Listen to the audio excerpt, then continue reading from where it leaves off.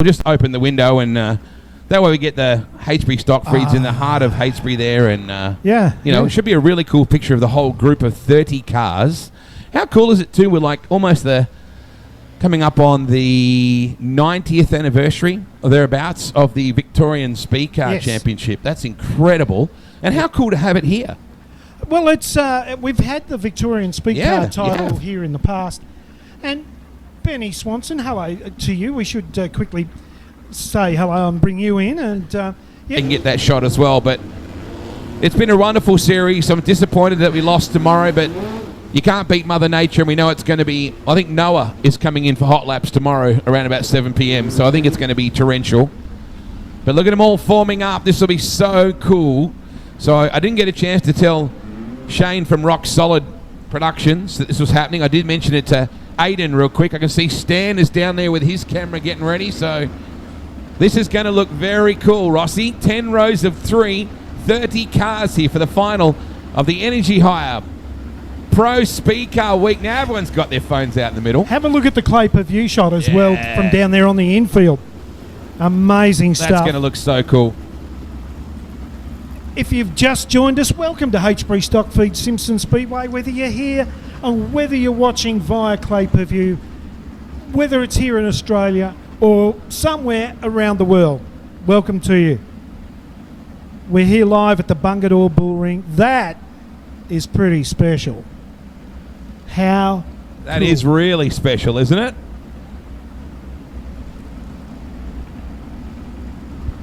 You can put your hands together, folks, if you like. What an amazing sight that is. 30 of the best speed cars we can get available here tonight.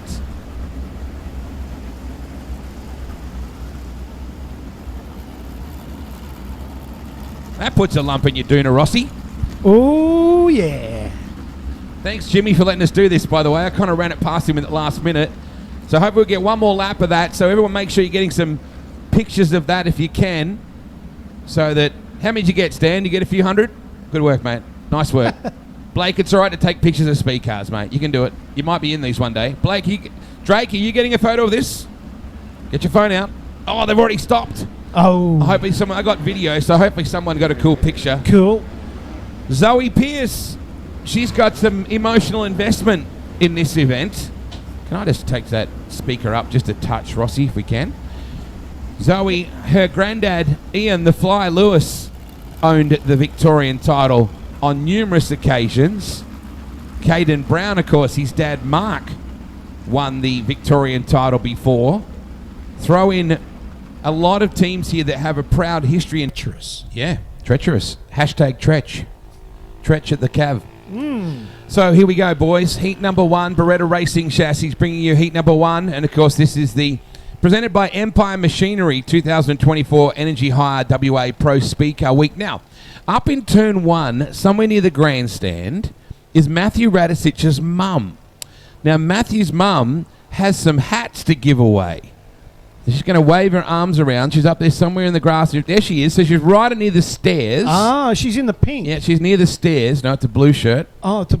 Yeah, so waving right near the Treblet sign. Yeah, there was somebody else waving. You have to be one of the first kids to tell her, though, what is the race car that Matthew owns that's not a speed car? What is the cool style of race car that Matthew Radisic owns? Oh, he must have got it right, unless Mum whispered it to him.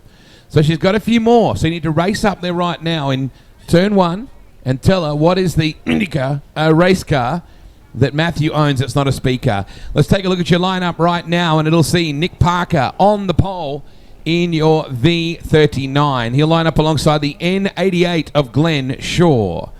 The V17, that's the car we were talking about just before, is Matthew Radisic.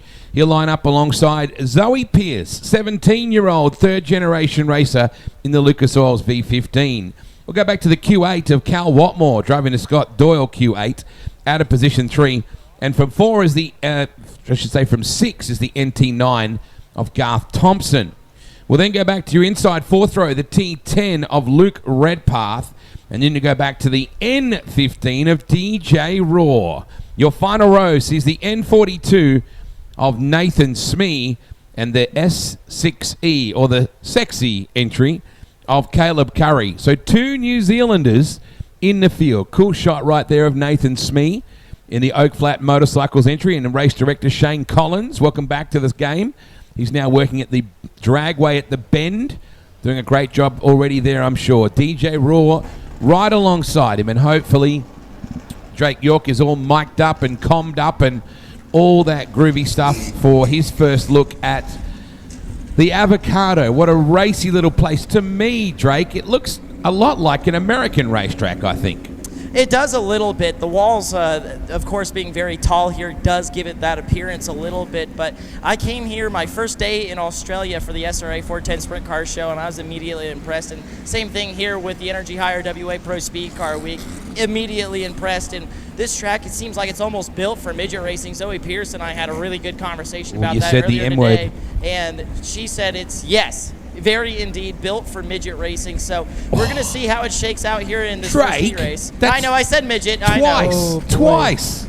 You've got to the end and you're starting to stumble. What is it called? Speedcar racing. That goes in a swear jar, Wade. Yeah, it's a cool joint. Just don't tell me it's like Kokomo, all right? Because we've done that. We've made that comparison the last two places we've been to. But I'm really looking forward to this. And it hails, of course, in with the Victorian Speedcar Championship, which has a history that dates back to the 1930s. And the family you've been doing a lot of miles on the highway with has a very proud history in this. Zoe Pierce's granddad, Ian the Fly Lewis, he probably got that nickname here, has won that title many times, Drake. Wade, you do mention that this is one of the oldest speed car races in the world. It's only younger of the Turkey Night Grand Prix by about a month, so definitely a race that everybody wants to win, and it's right up there in with the Australian Speed Car title as races that everybody wants to win in Australia. So whoever wins this tonight is going to be a legend forever in speed car racing in Australia. Only two former winners in the field tonight, Matt Jackson and Smee in the New South Wales 42, so more than likely we'll see a new winner of the Victorian Speed Car title here tonight. Now, the heat race format is not based on any qualifying system, so we're going to go in just a moment. The Mark Benton Farm Machinery Repairs pace car will move off the track. We'll do a complete inversion for their next round of heats. So we have 3 heats now, then a secondary group of 3 heats. Bit of motley crew at Simpson. Didn't they tour here back in the day? Lights are out. This is going to be one wild night at Simpson. Parker on your front row with Caleb Curry. Now, Caleb back out of position, 8. So that little lineup that we got, we'll work out that race monitor side of things now. Parker and Shaw. But you see now Radicic makes his way into position number 2. Oh, he got a big push midway through 3 and 4. Parker, your leader. Back in that second spot is Radicic. Zoe Pierce in 3rd in that Lucas Oil 15. She's trying to run down Garth Thompson, the Northern Territorian. Watching Nathan Smee run the top on Shaw. They go back into 1 and 2. It's Parker. Then it's Radicic. Then it's Pierce. Then it's Thompson. Then it's Luke Redpath. So you got Victoria, New Zealand, Victoria, Northern Territory, Tasmania, New South Wales, New Zealand, Queensland, and New South Wales. A truly intercontinental battle. Parker's got them well covered. The battle on screen is Radicic and Zoe Pierce. Zoe starting to make some ground on the direct auto sales, number 17. Look at that 17-year-old really putting the burners to the New Zealander. That's the battle for second going on right there. Zoe drift back just a little bit. Radicic starting to show some good car speed now. He's a little tight getting in though. Parker zipping away right now in that Beretta chassis. And this heat race proudly brought to you by Beretta. Out of turn 4 we run. 4 to go. Heat 1 of the Victorian Speed Car Championship coinciding with the Energy Hire WA Pro Speed Car Week. Oh, Parker, he really slowed up mid through 3 and 4. Radicic ran wide. Here comes Zoe Pierce. Zoe moves through into second. The pint-sized 17-year-old. Great shot just then of the Beretta. Once again, you see how tight he is. Mid 3 and 4.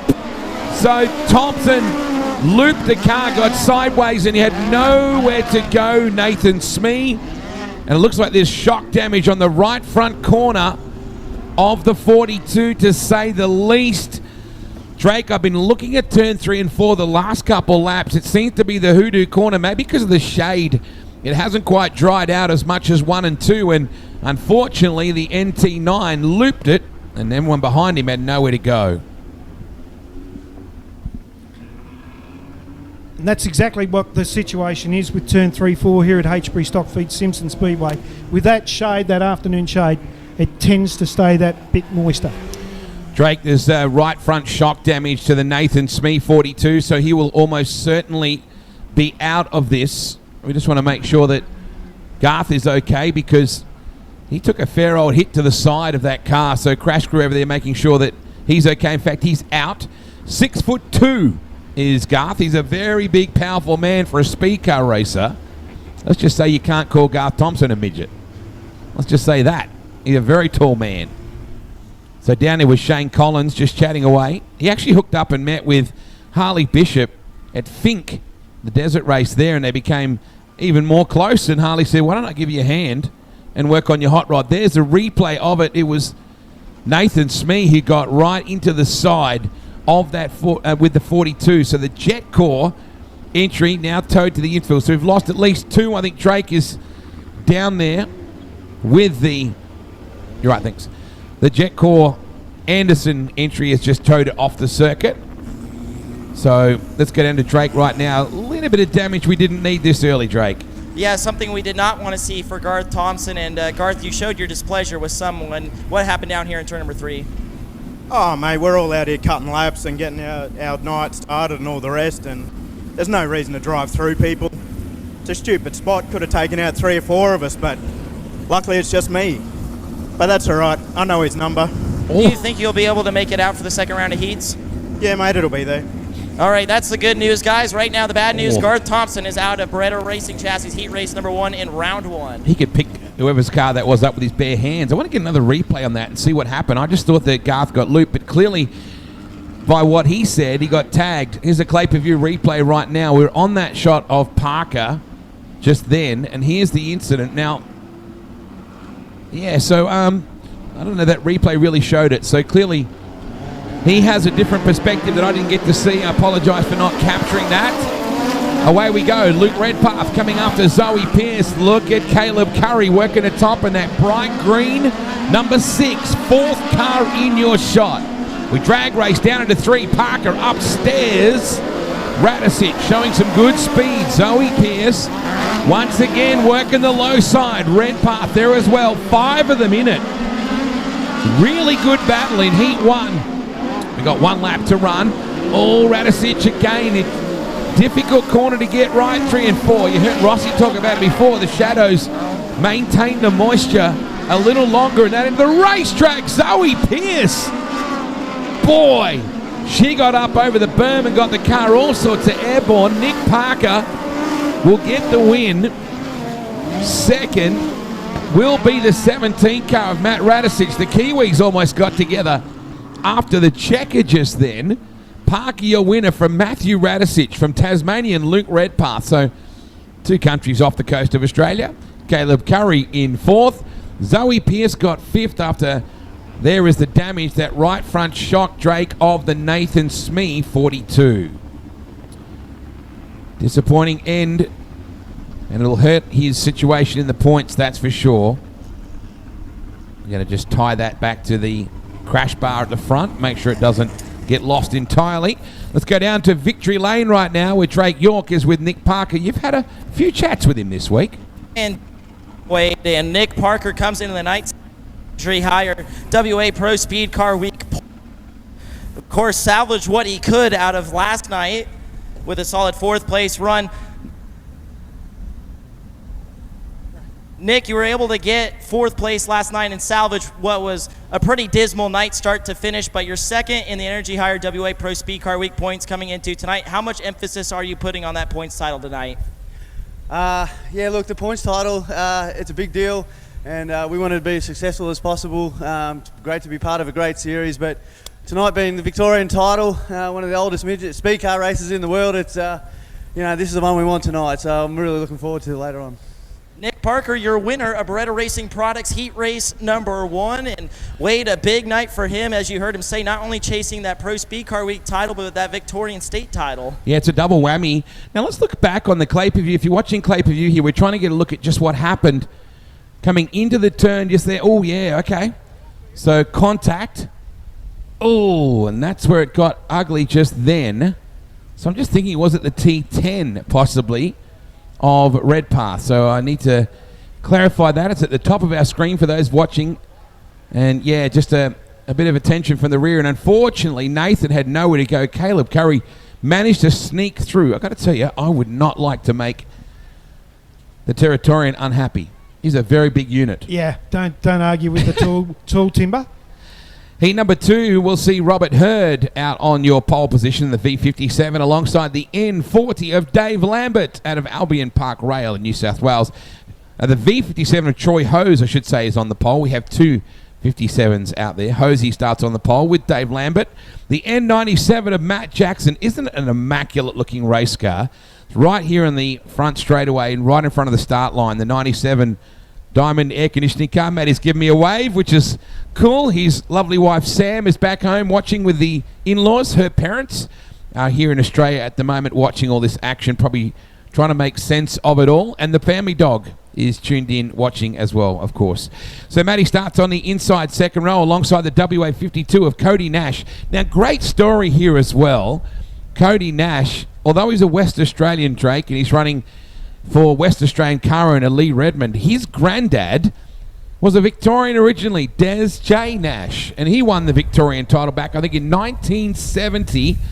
Des has passed away these days, but he was known as the Outlaw over in Western Australia, and a really cool opportunity for Cody to win a race 53, 54 years after his granddad did tonight. Absolutely, and the theme we've been pushing all Energy Higher WA Pro Speedcar Week long is family. It's all about family, and there's so many fourth-generation drivers. Of course, you talked about Cody Nash's great racing history, and the thing that strikes me really odd about Cody Nash is about how composed he is behind the wheel of that race car. Despite being a true speed car rookie, he's only got about 6 races under his belt, and if you think about it, about a third of them have come so far during Energy Higher WA Pro Speedcar Week, and he's going to a lot of places he had never seen before, but we know he can be hard on himself. Last night he laid down the fastest lap in CNH truck in qualifying and then looped it out and couldn't finish his qualifying run, and all he could talk about in his interview was how bummed he was that he spun out, and then he was very hard on himself after the heat race accident. They've already had a bit of problems tonight. They had to redo the left front brakes on the Western Australia 52, so keep an eye on Cody Nash too and those possible brake issues on his machine. Yeah, I think he's being that tough on himself will certainly make him a better driver, but these are probably one of the most complex drivers outside of late models that you can possibly drive. So from a rookie point of view, it's absolutely understandable that you'll make some mistakes, particularly when you're pushing as hard as he is. He's rolling onto the main straightaway here with us right now. On the backstretch, we see Troy Hose. You made the comment last night, Drake, he's got 6 daughters and every one of them seems to be working on the pit crew. He does, and funny story, I was interviewing him earlier today about why he continues to race, and he said it's because my kids want me to keep racing. They love going to the racetrack with me. They love helping me work on the race car, and he said it's worth it because they enjoy it. Family deal. That's what I love about this sport so much. So your V25, we were talking before about the different lineups that we have, and riding up on that inside third row, Justin McMinn will be in the V12. The V25 of Matt Papa lines up alongside him. You go back to the N41, Jordan Mackay on row 4 alongside the N36 of Reese Burkett out of position 8. Position 9, when it's got an 88 right next to it and a V, you just know it's going to be a Smith, Craig Smith, in that V88. And you got the N32 of Daniel Patterson rounding out your field. Empire Graphics, heat number 2 of the Energy High WA Pro Speedcar Week presented by Empire Machinery. We're green. Uphill we run. Down into turn 2. Lambert, your leader. We bark him down the back straightaway. Nash into that second spot. Boy, it's a competitive heat race, this one. Matt Jackson trying to put a number on Hose, who's doing a neat job in that 4th spot. Justin McMinn in 3rd. Jackson fires through. On screen right now, you've got Lambert, your race leader.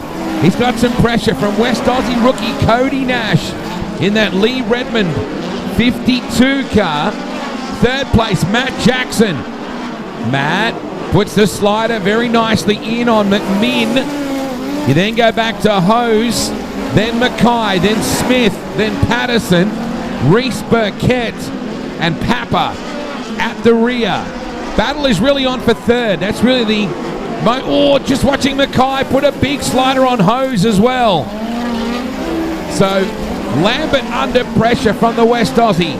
A veteran from Albion Park Rail in New South Wales, Dave Lambert.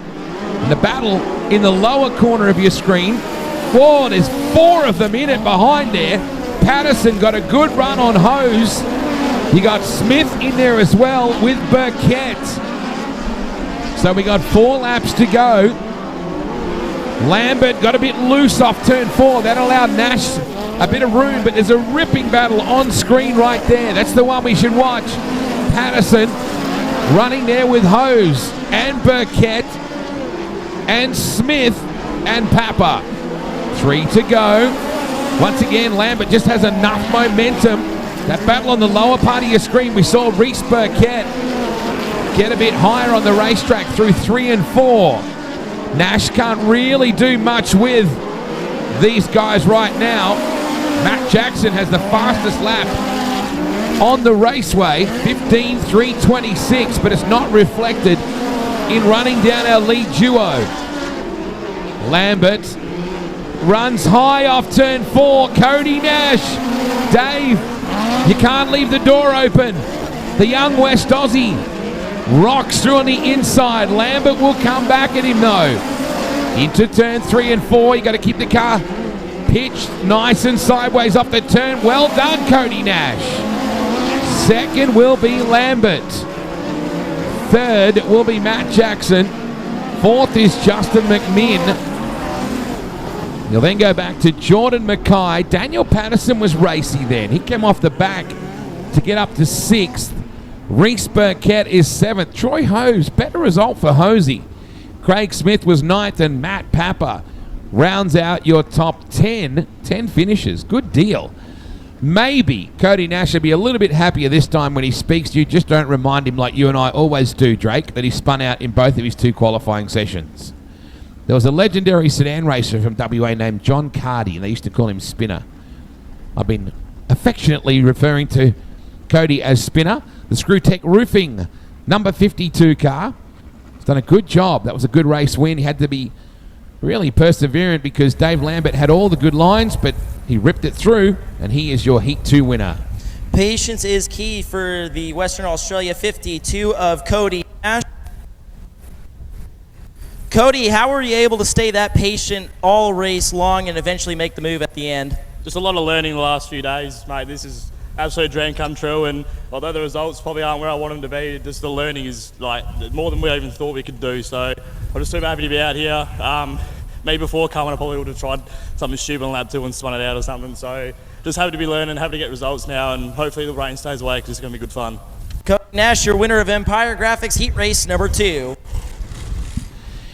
American Tire Racing bringing us heat number 3 of the 2024 Energy Hire Pro Speedcar Week, presented by Empire Machinery in the 2023-24 Victorian Speedcar Championship. As we see Toby Smith rolling out, the Smith Racing and Engineering, number 58. Sweet looking car too. Luke Storer, he was impressive last night, Drake. I think we really saw Luke get going in that Jag-Core. Bill Storer Motors, number 9. I spoke to his dad after the race last night. I said, what did you do different to the car? He said, nothing. We just got his head in the game, and he just got to the point, he didn't think too much and just railed it. boy, he was impressive last night. He sure was, and what a way to come back after a tough night down at Murray Bridge, South Australia. They blew both the front shocks off of it and basically rolled over the entire front end on the front stretch really early in the race, and that's so demoralizing sometimes as a team when you come into a week-long series like the Energy Hire WA Pro Speedcar Week and you have something like that go south. But Wade, you hit the nail on the head. Last night he just put his head down and got the best finish he could, and I think he turned to a lot of heads last night as well. Right in front of you, just over the cameraman's shoulder, is the 57 More Plant Hire entry, the Terror chassis of Robert Hurd. He really was a terror to his rivals last night. He used the gutter better than anybody else on the racetrack. Hurd, he really got ripping and brought that thing up onto the podium. Great result. Absolutely, Wade, and I made the comment during the feature event. It was almost like a late model. He was just so straight all the way around, even on the straightaway, and just stayed away on the bottom, didn't open up his entry, just found where all the moisture was all race long. And you said it, Wade, that car did something that no one else could really do all night. And I think if not for that yellow with 8 laps to go, Robert Hurd is your winner last night at Portland Southern 500 Raceway, because I don't think Caden Brown or Caleb Curry knew that the South Australia 57 was coming at them that fast, and I think that just allowed the teams under that yellow flag to tell their drivers where Robert Hurd was going. But nonetheless, that was a very impressive comeback. Remember, Wade, he got passed in qualifying, and group qualifying, he got passed by other cars, and all of a sudden he comes back with an impressive run on the podium. They didn't really herd last night until he got right up there, and that caution was absolutely critical. You mentioned late models before, how he ran the track like a late model driver. Nathan Smee, Nathan's been in the game for well over 25 years. His dad, Gordon Smee, was one of the legendary Grand National racers back in the day at Liverpool and those kind of tracks. And Nathan actually ran late models as well. He's run leader cars where he started his career, speed cars, sprint cars, and he's won a main event in everything except the late model. He said it still burns him to this day that Robbie Farr was able to achieve that and he wasn't able to tick that box. Boy, it's a stacked deck in this one. Car on screen is your current series leader. 2018 Australian Speed Car champion Caden Brown in that TRD-powered, TFH-sponsored King chassis. Boy, this kid's just a class act. One of the Lockdown Apparel ambassadors. Got the win last night, ran second on night one, and would dearly love to wrap up a Victorian title and add his name to that incredible honour roll. Mitch Saunderson has impressed me. He hasn't had the finishing results he would like, but the young man out of the ACT, I'm not just saying that because his sister makes really nice cookies with the Speedcar on the side, but it's a bonus, Drake, right? I mean, the cookies are, I mean, you're an American, and let's face it, cookies are an American basic food group. They're pretty good. They are really good. I haven't had Mitchell's yet, or Mitchell's sisters, I should say, so I gotta make it over. Oh, wow. And I still remember what ACT means today, Wade, so I'm very proud of that. What is it? Australia Capital Territory. There you go, Australian. And you know what? The biggest RevHead event in the world is on it right now. Right now. It's called the Summer Nats. You need to Google that. That is every bogan in the world with 12,000 horsepower in a Tirana is in Canberra right now. It's the coolest thing that happens in Canberra every year. So here we go. Toby Smith and Luke Storer. In fact, I'm just looking at not the way that will line up, because we're looking at Gent on that pole. In the 3. So Dylan Gent, Jesse Nicholas. Look at Smith trying to run the top. Here comes Caden Brown, and Storer will go with him.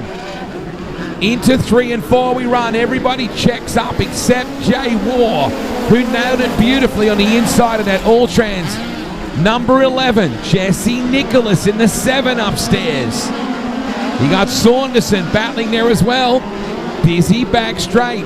Oh, Caleb Mills clouted the wall. I fancied there might have been contact with the Pulse Race Boat 7 of Jesse Nicholas, and Caleb got the wall hard. You can actually see the scuff mark, Drake, on the wall directly underneath the McDowell's Friendly Grocer Supermarket Nullawarre sign right there. You can see that scuff mark just there. And let's hope that it just knocked out a gear or something like that when it happened. He hasn't bent something, but it wouldn't surprise me if it's a ladder issue or something. He got the wall pretty hard. Dylan Gent doing the job. Caden Brown in second. Luke Storer improving in leaps and bounds. The 11 car of Jay War. Caleb Mills was in 5th. He'll now unfortunately go back to P10. And that's one universal rule, although we changed the format around a lot, Drake. The one universal rule in speed car racing and open wheel competition is if you stop, you're going to the rear. Exactly, and see what they do with the Mills machine as it looks. Oh, yes. So, unfortunately, I can see the replay up here right now on Clay Per View. Jesse Nicholas got a bit loose getting in, and then the car actually checked up. Kind of got really a big push midway through the corner, and Caleb had nowhere to go in that immaculate Cars For Us entry. Just pulling up right in front of you now. You can see the love bite of the white paint on that right rear tyre, and he's not going to restart by the look of it, mate. Right rear corner damage, perhaps, ladder or something like that.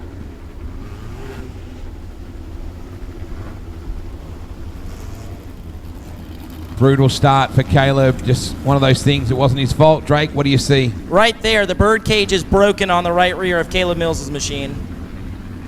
Critical component in a speed car. The ladder, the cage. Sounds like something a firefighter would use. Entirely unrelated, but sometimes just as critical. We're about to go. Dylan Gent. His dad, Peter, was a pretty handy racer back in the day, and Amber, his sister, pretty good in the speedway karting side of things. Jack McCarthy trying to work on Saunderson as we run down the back straight into 3 and head up the hill at Simpson. Gent, your leader. From Caden Brown, Luke Storer, Jay War, Jesse Nicholas. War is coming after Storer. Neat little battle going on for 3rd. Likewise, the battle for the lead. Caden puts it to Gent. They roll back into turn 1 and 2. Caden has found some moisture down low. We rock to turn 3. We got Nicholas just managed to keep the 7 car running. Caden, he's got some time, but Dylan has got the moisture mid-track worked out. He's got some good speed off the corners. Jack McCarthy having a battle with Saunderson. Coming down into turn 3 about now as Brown has another crack at Dylan Gent. 2018 Aussie champ. He won a 20 grand to win race at Murray Bridge last year as well, and has spent some time with some of the biggest teams in America, including Matt Wood Racing and Keith Coons Motorsport. Dylan Gent is doing a fantastic job. 3 to go. A little bit of air underneath the left side of the 97. Caden put it in deep. Had a really big look at Dylan Gent as we go yellow. In fact, red, it is Smith. I think Toby has upended the 58 car, and we'll go red. So disappointing situation for Toby. There's a neat little battle going on with McCarthy and Saunderson as well, the South Aussie and the young Territorian. It's a big long infield for you, Draco. It's one of the longer ones. I'll give it that. Now, we were talking about rhyming slang the other day with Danielle Pierce. We're talking about how Aussies come up with terms that rhyme with the real word, like dog and bone means phone, and trouble and strife means wife, and your skyrocket is your pocket, and your Warwick Farm is your arm. And I drove past a road that was called Joe Blake Road. Yes, just out of Cobden, on the Warrnambool side of Cobden. Yep. And I didn't get a chance to explain to Drake what a Joe Blake is. Now, I wonder if you can guess what rhymes with Joe Blake that might be an Australian wildlife situation. Drake, it rhymes with you as well. You going to take a stab at what a Joe Blake might be? You're going to have to give me some time to think about it. Let's just say that most people are scared of them. They got no legs. Still not got it. A Joe Blake is a snake. And when I saw that road, I'm like, I bet there's a few down there too. It looked prime for that situation. Yes, indeed. Not a big road, though. It's only probably about half a K long. Is it really? Yeah. Trevor Anderson, anytime that Ando shows up on the track to see you, it's not a good day, Rossi. No, it's not, but we're grateful that Trevor comes and supports it's an amazing H3 person. Stockfeed Simpson Speedway each and every race meeting. What a cool guy he is too. Lovely bloke. Toby getting out of the car, folks. Please put your hands together for him. He's about to hang out with Drake for a reason he didn't want to hang out with as well. We'll let him talk to the safety crew first, but a lot of damage on the Victoria 58 of Toby Smith. The front axle itself is bent. The right front tire is down. Fortunately for that right front part of the race car, the wheel isn't bent. Also, a lot of damage on the rear end, and the left rear tire is knocked off the bead, and the wheel is packed with mud, among other parts and pieces. So we'll let Toby talk to the safety crew and see if we can catch up with them here in a minute. Looks like a bit of moisture down there where you're standing still right now, Drake. Track looks pretty good. You got your car keys. Can you dig them in there and do the old pitch report? You don't have a car, so you probably don't have car keys.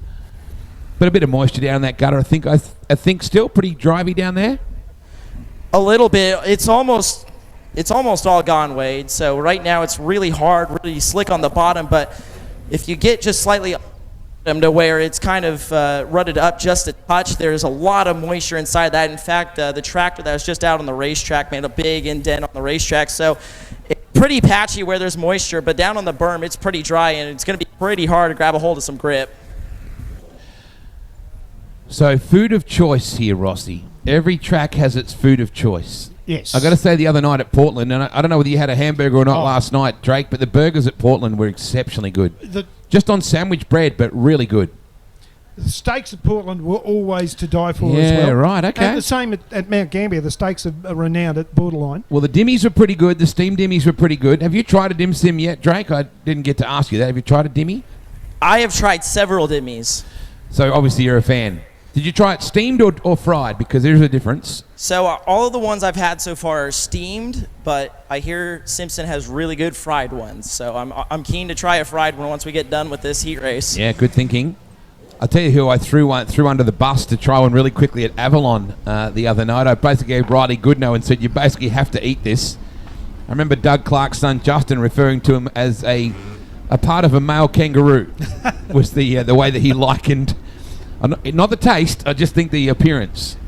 Benny has another favourite food here at Simpson.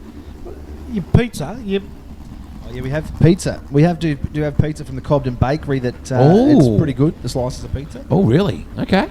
So what kind? Are we talking Hawaiian? And apparently we've got the best chips and gravy in the world. In the Southern Hemisphere, if not the world. What type of pizza do you like, Ben?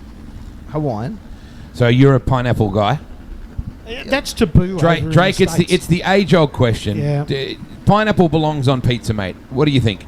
It's all by choice, in my opinion. I actually had some of the Hawaiian pizza they serve here at the racetrack from the pit building. It was really good. I enjoyed it.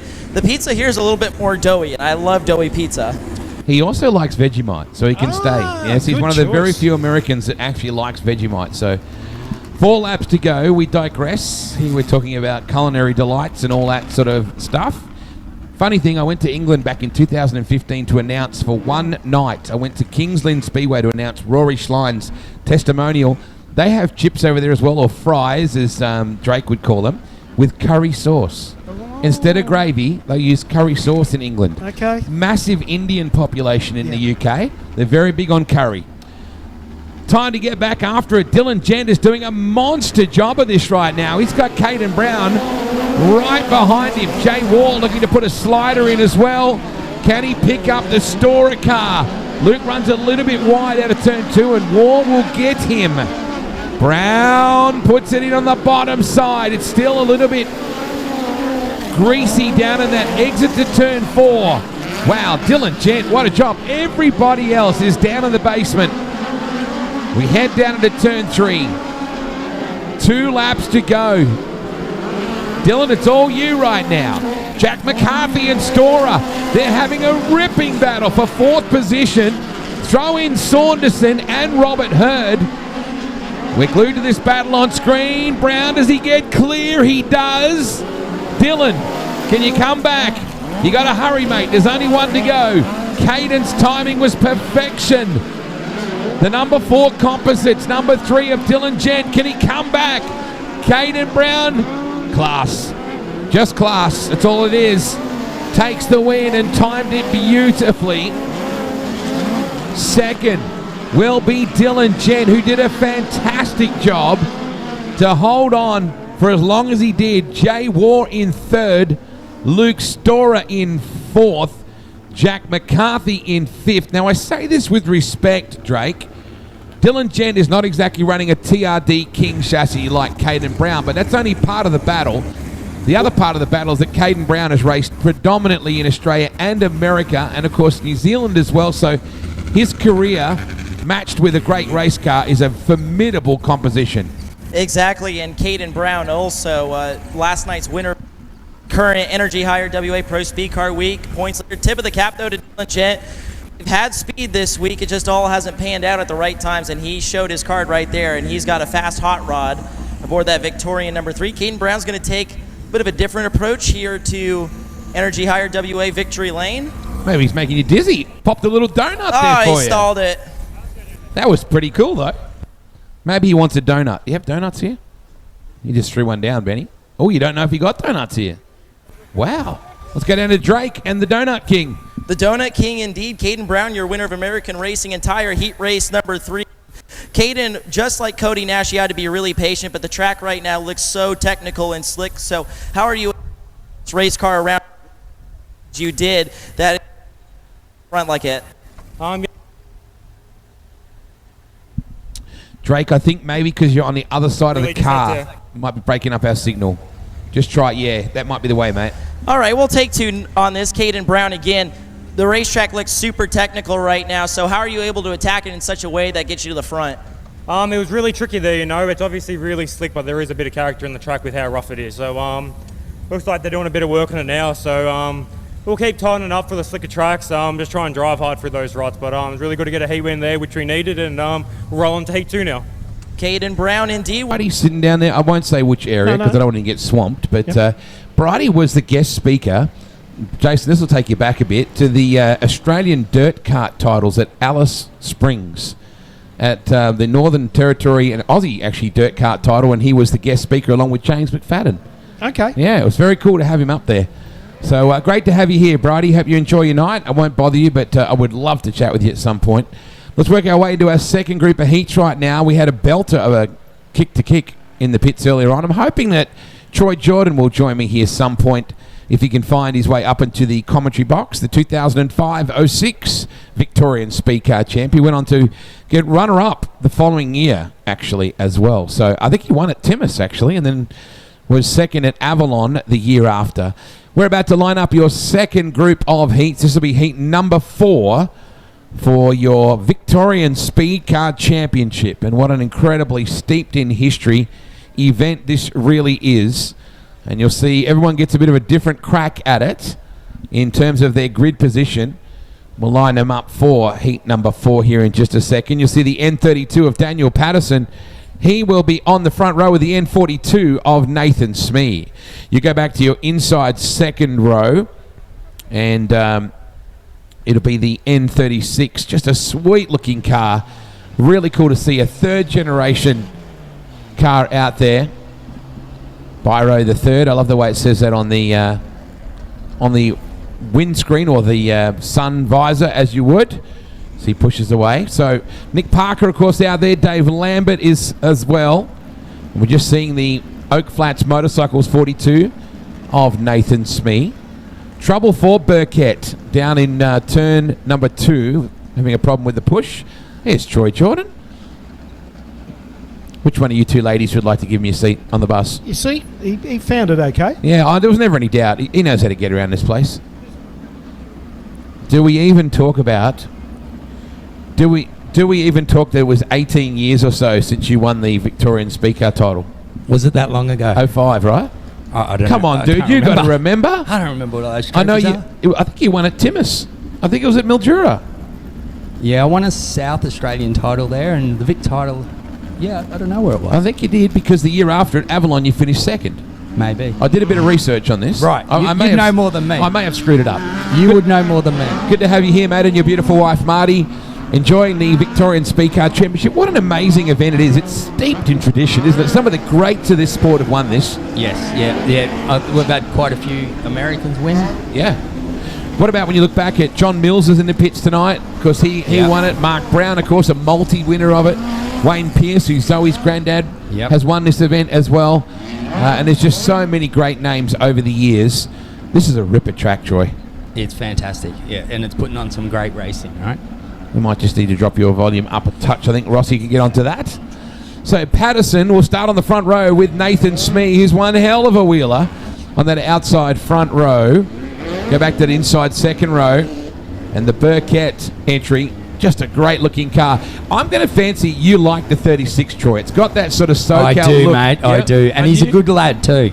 I knew you would like it because it's kind of got your style, that SoCal look about it. So here we go.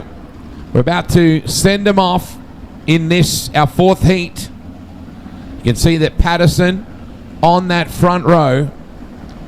Parker off the back with Dave Lambert. So here we go. Pace starts to pick up here at Simpson. It's a pretty good launch. Smee and Patterson. Luke Redpath, the Tasmanian, sweeps to the top. Patterson will try to come back on the lower groove. Burkett up to fourth. You then go back to, oh my goody aunt. That would have got Matty Radisic's attention. Holy cow. And if it didn't get his attention, it certainly got his mum up and about. Look, Luke Redpath.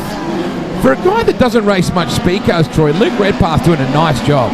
Very nicely, mate. Very nice. It's a really different kind of a layout, this place. Very different to what he's used to back with the giant-sized Latrobe and also Carrick. Oh, he puts the nose in on Patterson. Justin McMinn. Now see Cody Nash, whose granddad, Des J. Nash, won this title in 1970. There's so many dynasties in Speedcar racing, Troy. Almost seems more than any other class. Yeah, I'm not really sure why that is, but you're right, mate. Like 3 or 4 generations in. I think it's because Speedcar people are just so singularly passionate about the class. Yeah, and we're a family. Working our way off turn 4, just watching that battle. There is Patterson. You go back to Redpath. Wow, McMinn firing some big sliders in. And Cody Nash, the rookie in that 4th spot, driving the Lee Redmond 52. Parker can't really get there. Oh, Redpath loops it. Nearly kept it going. And that is incredibly hard to do to 360 a Speedcar and not stall it. It is, mate. It is. So how many years has it been since you've been consistently racing? I probably haven't raced now for a good 6-7 years. Wow, just too many gigs, mate. Too much musical stuff going on. Not enough of anything, mate. Now, the last time you had it as a car owner, though, was fairly recent. Yeah, so we did the Team S thing last year and Hayden Williams as well. Here's a replay on the screen, and I think Luke, you'll find, just got into the slick. Yep. And Troy, watching that replay, it is so easy to do. Of course it is, mate. Yep, especially you hit a little patch and you're done. I mean, they're so lightweight, but you're still punching out over 300 horsepower. Yeah, well, the biggest thing is you can't afford to really get off the throttle in the turn, so you do that and then the front ends up pushing, so it's pretty important to stay on it, but if it gets a bit slicky, you're done. So Drake, I don't know if you know that, but Troy actually had Timez in the car for an Australian tour last year, and that's a guy that you get to deal with a fair bit as well. What a character. What a character indeed, and got to actually meet Troy in the States this year. He came out for Indiana Midweek. I know he's trying to wheel and deal some deals to get some big name drivers out here, and he's stealing my thunder on this broadcast, Wade. He's pretty good up there. Were you going to tell anybody you were doing deals? Is that a secret? No, it's not a secret. We spoke to Dave Eastep the other day, and I'll let you go because I think they're about to start. We are. I want to talk about the People's Champ in a minute too, because he finished up retiring this year as well. We're green. Smee drives away. McMinn takes on Patterson. This is actually Daniel Patterson's best result right now, that Hamilton Elevators New South Wales entry. You can just see Radicic has improved tonight. It's probably the best I've seen him run in the series so far. She's awfully busy further back. Just watching McMinn. Justin has a go. Cody Nash in there as well. Everybody clinging to the bottom right now, except for Dave Lambert. He's running side by side with Parker, who get over on the left rear. Smee driving away. There is Justin McMinn on screen. Working in behind Patterson once more with Cody Nash, the three of them. Reese Burkett, the rookie, won his first ever heat race the other night at Murray Bridge. Boy, Radicic has got a lot more confidence. Yeah, he's dropping it in. Good on him. Absolutely. He's running it like it's an Indy car. Into the brickyard.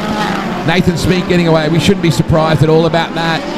Watching McMinn working on the tail now of the Patterson car. So, Esslinger Spike for McMinn. Very, very good in compacts. Now he gets through on Patterson. Just him and his dad working on the team. That's one of the beautiful parts about this sport. Often families are the crew. Checkered flag is only a lap away for Nathan Smee. Second spot at the moment is McMinn. Third is that Hamilton Elevators 32 of Patterson. Back to Nash, Burkett, Radicic, and then Parker. Checkered flag is out. Nathan Smee. Oh no, Radicic has looped it and he kept it going. Boys, Kept it going. Well my done. goodness me. The only guy that keeps it going like that's Rico after he wins the Chili Bowl. That was a heck of a job. So good job for Nathan Smee. Go back to Justin McMinn, Daniel Patterson, Cody Nash, Reese Burkett, Nick Parker, Dave Lambert, Luke Redpath, Cal Watmore, and Matty Radicic, who recovered. Troy, another thing too, your dad was a massive mover and shaker in Speedcar racing for so many years as well. And I remember he brought Jeff Gordon and Kevin Olsen over to Perth. I remember seeing those guys run at Perth, and Stan Fox and guys like that. Yeah, he bought a lot. I think we made a list of Americans. There's some like 15 or 16. Really? Yep. Don't ask me all the names because my memory's not the best. But yeah, he bought a lot. I actually remember Jeff Gordon coming out here, and I think he was a year younger than me, and I didn't even really get to know him because I was probably more buggered off that I wasn't in the car. Yes, there's no doubt about it. Your dad certainly had a huge impact on Speedcar racing in Australia. Nathan Smee has been an absolute rocket ship. Let's go down to Drake York with him now. Thank you. Wager winner, Beretta Racing Chassis Heat Race number 4, Nathan Smee. And odds are after the scratch in your first round of heat races, you're going to be starting deep in the feature event. So were you able to learn a lot about this race car that's going to help you in the feature event tonight? Yeah, as I said, it's only the second not easy sort of chassis, so we sort of just trying a few things, and we threw a few things at it then. We felt okay, but we need to improve. But it is what it is, and hopefully we can come forward. Nathan Smee, one of the 2 drivers in the field that have won the Victorian Speedcar title. He did that back in 2016-17 out at the Premier Speedway in Warrnambool. I was just talking with Troy just then off camera. He looks a lot like his dad, Gordon, who was a great racer back in the day as well, Troy, running Grand National sedans and things like that around Liverpool back in the day, predominantly on the bitumen. What a place that was. So we're finally going to face this moment, I think. Drake, we've dreaded this all week. We're now going to see the Sexy and the 6 on the front row alongside each other. It had to happen, didn't it? Identical cars, the Jack McCarthy car and the Caleb Curry car. So it's that moment we were looking for. It is the moment we have all waited for. Yes. So I don't know if our cameras can get a zoom in on the 2 cars that we're talking about on the main straight, but they are identical. Mark Harrington and Ali Dwyer, mate, the Hardwire team, they just live and breathe it, Troy, don't they? They do, mate. And what a job they've done to think, how far they've come in the last 10 years to just have, a top running team now. We had the Australian Speedcar title back in 18 that Caden Brown went on to win, and I vividly remember Harry, in the spirit of competition on the golf day, wearing a skin-tight sequined Australian flag dress. Oh, he's sick. But he somehow made it work, and they still talk about it in hushed whispers. If anyone can make it work, it'd be Harry. So there is a shot of the cars. Now, if you look carefully, really difficult to spot the difference. So Curry, the Kiwi from Adelaide these days, has the Curry on the sun visor, effectively, right? His name is on the sun visor. Jack has nothing there, just a grey panel. On the very back of the roll cage, you can see a tiny little silver fern flag, a little New Zealand flag. I hate saying it, Troy, but I think it's a fair comment to make that Australia is really number 3 in the pecking order of world superpower Speedcar racing. Easy, mate. Easy. America and New Zealand really are the number 1 and 2. Yeah, look, New Zealand do a good job of it, and I think that midgets or speed cars in New Zealand are still a premier. They're above a sprint car. Where here, unfortunately, sprint cars probably take the top run before midgets or speed cars.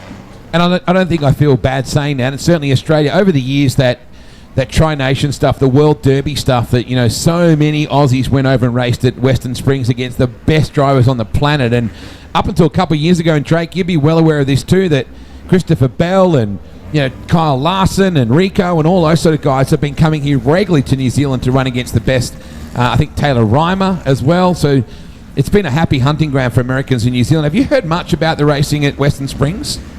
Yeah, I have, and Western Springs is still on the bucket list, Wade. They, just like the World Series did, they ran a sprint car and midget TV show in America. So that's how I learned about Western Springs. And you want to talk about a beautiful facility. Western Springs looks absolutely amazing. And, of course, Chris Wyndham and Tyler Courtney was another one who went over. And Georgia Henneberry, a good friend of mine, also in our line of work, Wade, went over there, and she told me I have to go at some point. So it's on the bucket list for sure. I'm only going to say this once, and I don't want you to take it personally, Drake, but when it was mentioned that there was a USAC pit reporter coming for Pro Speedcar Week, everybody went, is it Georgia? And then they went, no, it's Drake. And it's only because, well, we know why, because.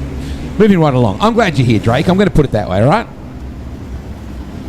You'd look good sitting on a boat as well in the ocean, just a different good, and you get sunburnt. The 2.6 cars You're speechless right now, aren't you, bro? Speechless. He knows where I'm going, and he's not prepared to say it. He'll end up on Twitter, won't it, mate? You'll get cancelled. I won't have to worry because I get cancelled every day. 10 laps on the board. Heat number 5 of your Pro Speed Car Week for Energy Hire WA. Big thanks to Empire Signs as well, Empire Graphics. So here we go. Curry and McCarthy. Can McCarthy give some curry to Caleb? That'll be the question. You've got Caden Brown in there as well. Boy, this is going to be a tasty one right here. Look at Cato upstairs trying to keep that thing straight, Troy. It's so slick up there. If you get the thing sideways, you're going to scrub speed. Yeah, it's definitely the long way around and not an easy feat to do, especially down that bottom turn. Right at the moment, it's Hardwire Motorsport Precision Driving Team. We watch them on screen. Or Zoe Pierce. She went for a big move around the outside. She's got Dylan Gent there and DJ Raw. Look at this. Do not adjust your screens. It looks like I'm watching TV and I've had a big night on the methanol moonshine. I'm absolutely seeing double on your screens. Now, War is coming. Likewise, Caden Brown. Cato is getting a good run. Now, Zoe Pierce, the 215, she squeezes by and gets by DJ Raw. Jay War has joined in. There's 4 of them in this battle. Look at Brown. Opens the door gently. Moves into second. Jay War's coming here as well, Troy. He's doing a stellar job there, mate. Every race meeting I've seen, he's always up there doing a good job. And here comes Brownie hard in now. Oh, look at Caden to the top. Working on Caleb Curry. We come back to the main straightaway. Halfway there. 5 down, 5 to go. And Caden is making it stick in the slick. Not many people are able to achieve that. Here he comes back at Curry once more. Look at the TFH King around the top, and he got the momentum this time. Can he make it stick here? There he goes, mate. Wow. Jay War is all over the back of Jack McCarthy. It's really good that they're getting some consistency out of that car. They had some oil pressure issues over the first couple of nights. McCarthy's going to get a run on the bottom here. I wonder, Troy, have we got any rubber down there on the bottom, perhaps? I don't think so yet, but it's a long way around the top. That's the problem, and it's slick up the top and the bottom.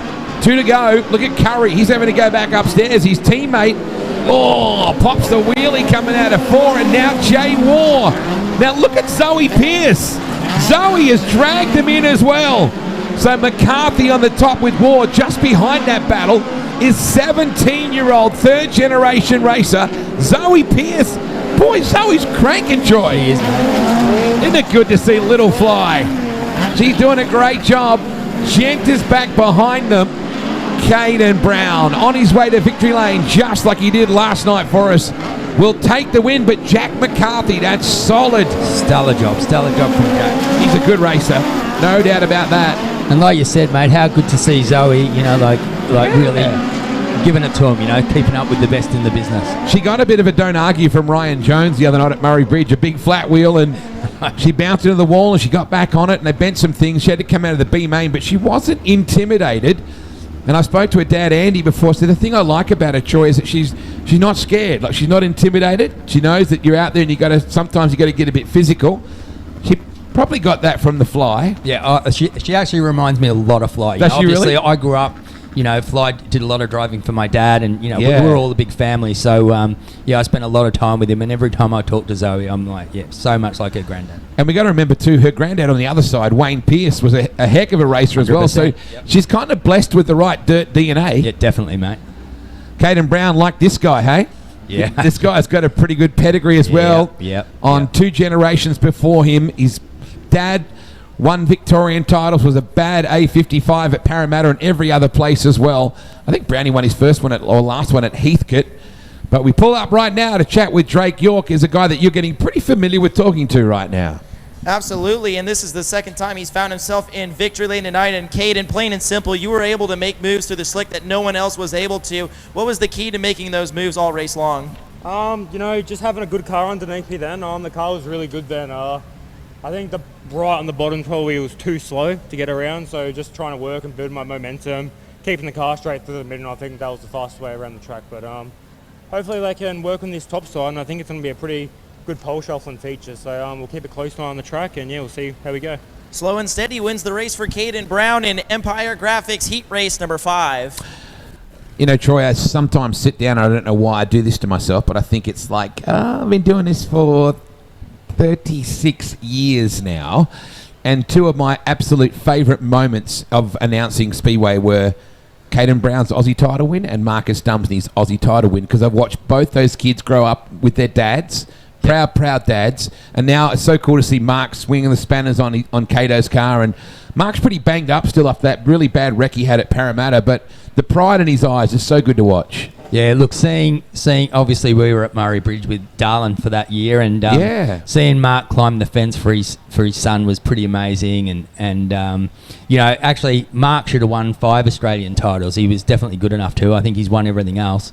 Remember, he had the Rondelli car, he had the Merc Bits car back in the day as well. He did, yep.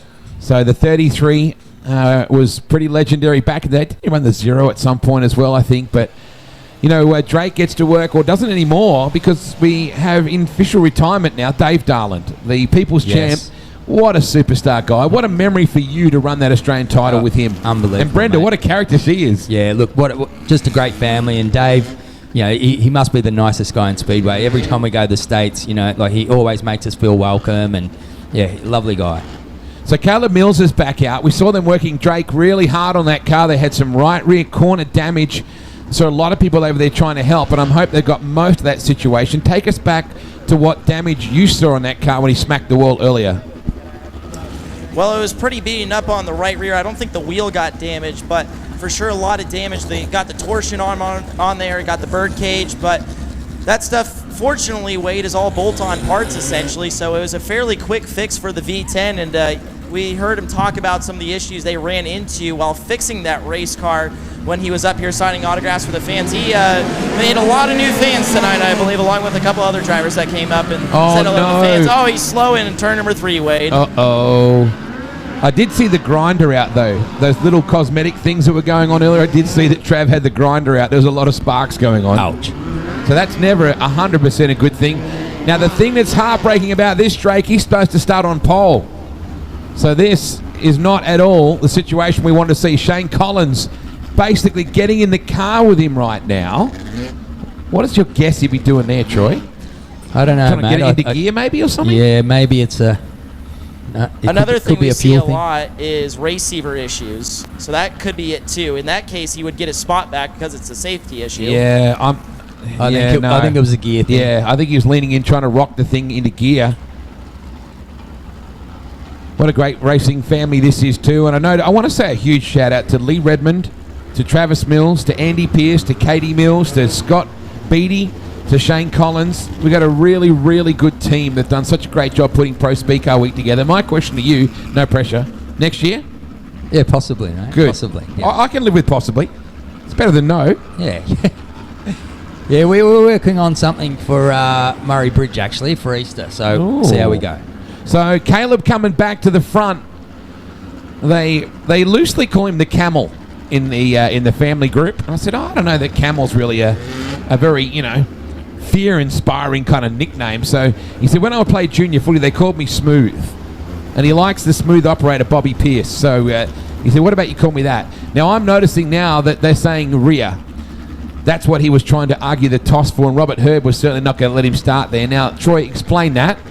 second start, right? Yeah, exactly. You get one start, and if you stop regardless, you're to the rear. So. And the only reason that would be not the case is if it's for a safety issue. If you pull up to either that's correct. your belts have come loose or you're indicating to an official that there's something on the track. That's correct, Wade. So what he should have done was quickly flip the belts. 100%. He's probably a little bit too. He's probably a bit too honest. The young man out of Echuca. Hey, his brother AJ is looking to be a very good AFL footballer. Actually lined up against some Carlton AFL players in a recent scratchy. So AJ's on his way to getting paid to play sport, not paying to play sport. Yeah, pretty talented family, mate. And like you said, with John and then Travis and now his sons, like it's great to see 3 generations, and they're all great steerers. Green flag is up. Final qualifying heat race for the Victorian Speedcar Championship and the Energy Hire WA Pro Speedcar Speed Week. Robert Hurd on the pole with Jordan Mackay. Luke Storer. Oh, he got in there, got a nice squeeze. Look at Matty Jackson running the top. Here comes the 97 car. Looking to run the top in the quick time, Mitch Saunderson. He kept it going, and Caleb Mills right now is going, I'm not sure I want to be here tonight. It's that kind of night for him. Robert Hurd nearly looped it. This is the difference. You've almost got a ripe tomato under the pedal here, Troy. Yeah, now it's starting to really slicken off, and this is where you need to use the finesse. Matt Jackson running the top in that fluorescent red and yellow 97 car. Very talented racer out of Sydney, particularly good in 40 and 50 lap races. Jordan Mackay closing in as well. Jordan trying to get a run back on the inside. And Troy, the name Mackay, what an incredible dynasty that is. 4 generations. Yeah. Back to the old Sydney Showground days and the Ekka and things like that. Boy, Robbie Hurd checked out. Got a new shock package, Troy. In the last couple of nights, he's been really good. It's incredible how much of a difference that can make. Well, I spoke to Mark Brown last year, and he was saying now if you don't have the right shock package, you're not going to win races. So. That's probably been the single biggest development in open wheel racing in the last 10 years, where you get the speed. Wow, Mitch Saunderson just threw a big bullseye at the Papa, number 25. And Caleb Mills just trying to make some laps and maybe get around the top right now. Troy Hose back in at 57. We got 4 laps to run. Caleb still having a crack as Murray Bridges, Robert Hurd. Bit of a push mid-track. He also went to New Zealand and raced over there, and you've got to come back a better driver when you do that, Troy. Yeah, they got definitely good drivers over there, Wade, so it sorts you out pretty quickly. Purdy has a big lead with 3 to go, though. Having said that, Luke Storer out of Portland is doing a nice job. Saunderson trying to come at Jordan Mackay in that battle for 4th as we see Matt Jackson trying to run down Storer. Caleb Mills, A for effort. He's having a go, Troy. He's probably a bit PI 55'd off, actually. So he might be driving a bit stroppy. Yeah, he's settled down a little bit now. He looks like he's got a little bit of the push in the car, though. This guy was absolutely lethal on the gutter last night at Portland. He looks like he's doing the same thing here. Robert Hurd in the Moore Plant Hire. Number 57. Wow, Matt Jackson. Talk about the long way home. He went via Colac on that one. Gets a run going. I don't think he's going to have the space, though. Robert Hurd will get your heat race win. Saunderson. Oh, he nearly got him. Not quite. Hurd, Storer, Jackson, Mackay, Saunderson. Caleb got back to 6th. Back to Papa and Hose. Unfortunately, Toby Smith at DNS, they hurt that car pretty badly. Boy, it's a finesse track right now, Troy. Yeah, it is, mate. And hopefully they actually don't touch the track. I think we'll get a bit more rubber on it, and it'll make it a pretty exciting track for the feature. I don't think we got time to touch the track. I don't think they should. So very shortly, Drake York will catch up with our heat race winner, Robert Hurd, who's always very understated, Hurd. He's a very quiet customer, keeps to himself, but really can wheel, and with experience now in sprint cars, wingless sprints and speed cars, he's kind of got a really good feel for all the open wheel genres. Well, he's pulled up on the right side for you, Drake, to open up the cockpit for us. Robert Hurd, your winner in American Tire and Racing Heat Race number 6. A strong podium finish for him last night after things started off pretty south, and he's landed himself in victory lane here in the final heat race of the Energy Hire WA Pro Speed Car Week.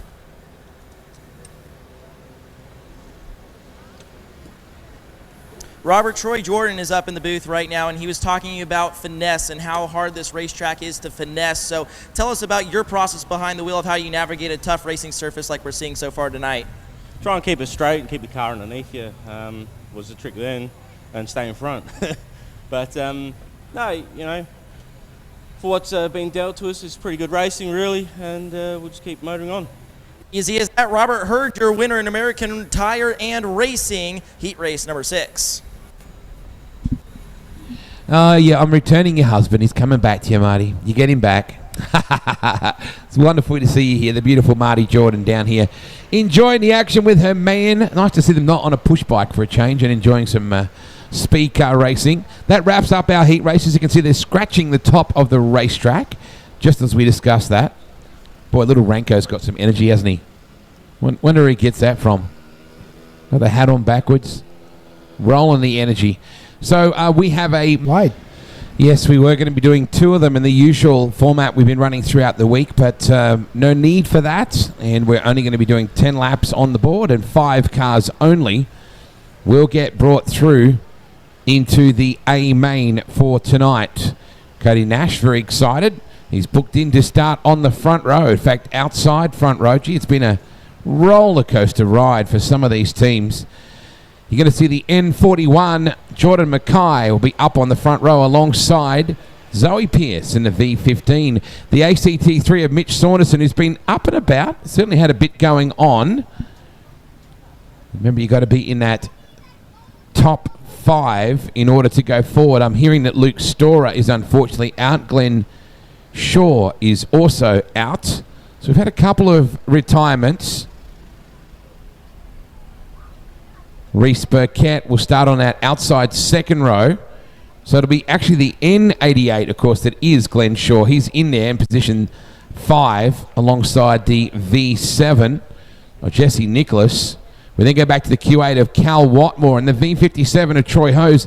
And you had to be impressed with his physical agility earlier on, Drake, because he was raking in some big marks and kicking some nice kicks in the pits earlier when we had that impromptu game.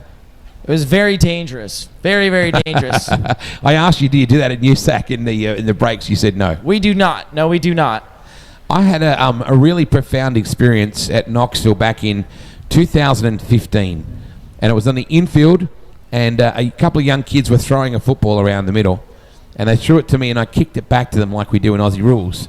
And the guy I was talking to next to me when we were doing that was a guy called Brian Clausen.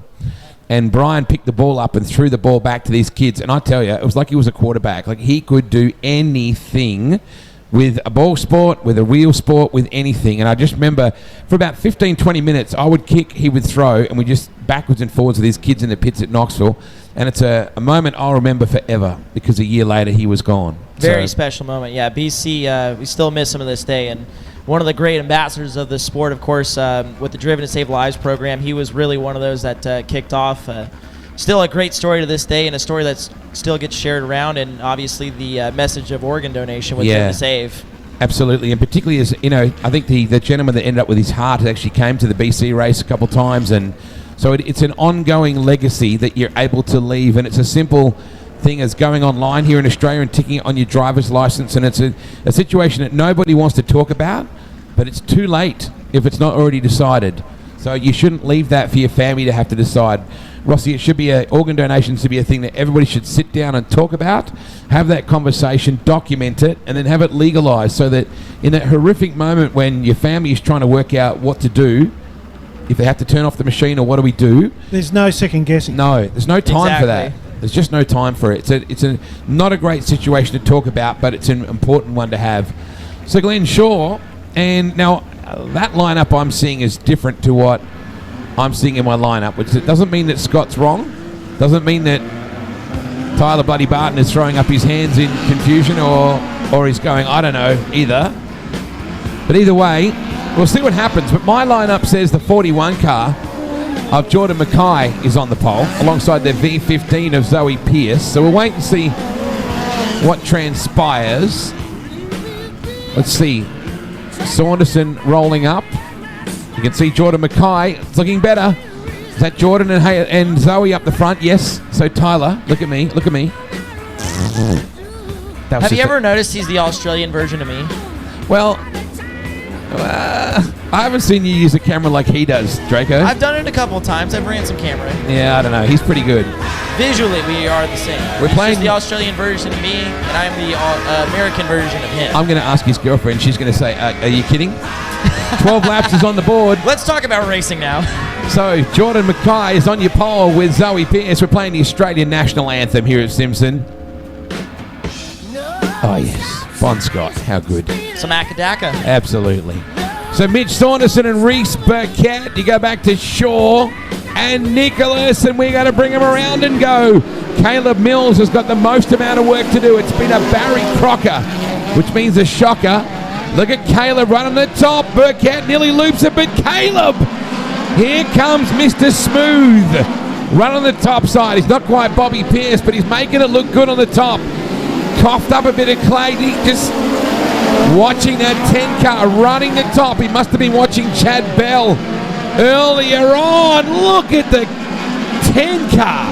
That's what we want to see. Oh, he's into the wall and he's upside down in a big time way. Caleb Mills. Well, he was running the top like a boss. And unfortunately, it's got squeezed up. And crash officials quickly heading over there. Boy, he was really running the top and had some momentum. Crash crew immediately over to Caleb.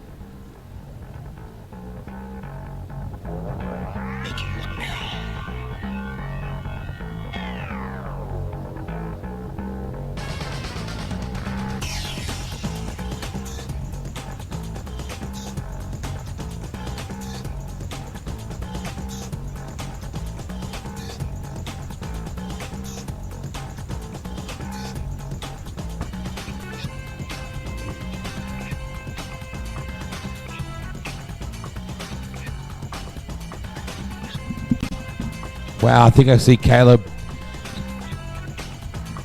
climbing out of the top of that car right now. Crash crew are down there with him. Come on, Simpson, put your hands together. My goodness me, we all took a big, deep breath. Spare thought for Mum and Dad and also brother AJ as well. And, man, that was just a big, big ride. That car has pretty well the best gear that they've ever had too. And what you hope in a situation, Drake, is that it does its job from a safety perspective. And I think that's what it's done. Exactly, and good to see him up and out of that race car. And Wade, he told me, I've had so many good runs here at the Vic title, and I've just never been able to finish the race. He just wanted to make the feature so bad tonight, and there is a lot of damage. But, you know, the car soaked up the energy of the wreck. You can see the clay jammed in the front of that car because it actually tumbled forward. So Trevor Anderson down there. Here's our clay per view replay. Not exactly a highlight reel that Caleb is going to want to relive anytime soon. He had some really good momentum on the top. Like, he was just rocking it. Oh, just contact there. And here on in, it's just hang on. Immediately that wheel comes off. It's these jarring impacts end to end too that really do the jarring for the driver. Man, that was a frightening wreck. I'm just really glad he's okay. He's a very fit young man. Those sort of things go in your favour, I think, as well, Drake, in a situation like that when you're a young and healthy guy like that. But, boy, that thing just took off.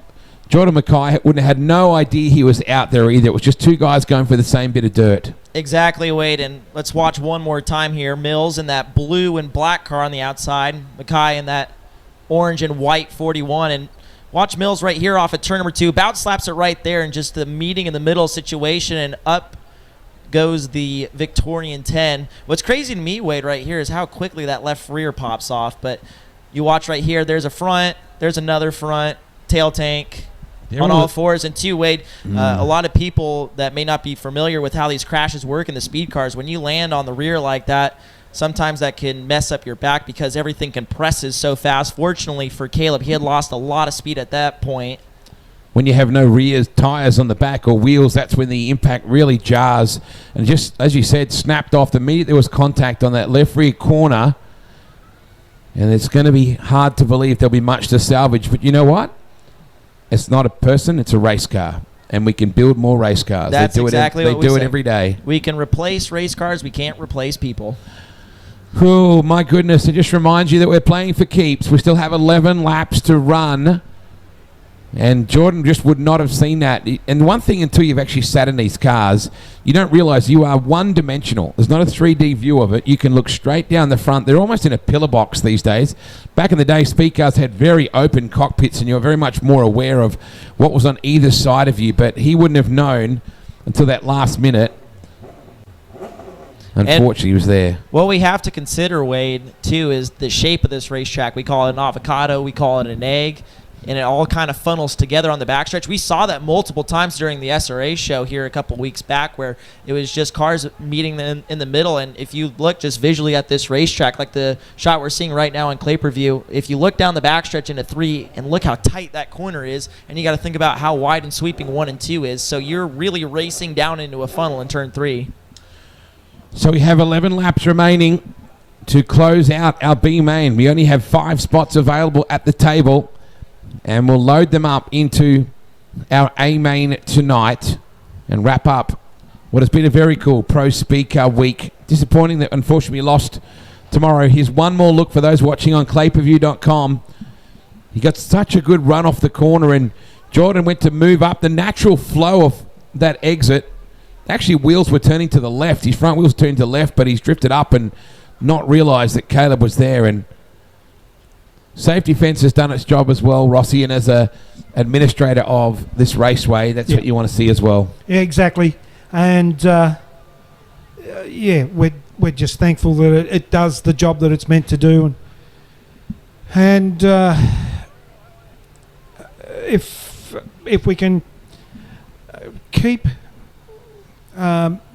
race cars in the field of play, rather than going out over the top, then it's served its purpose.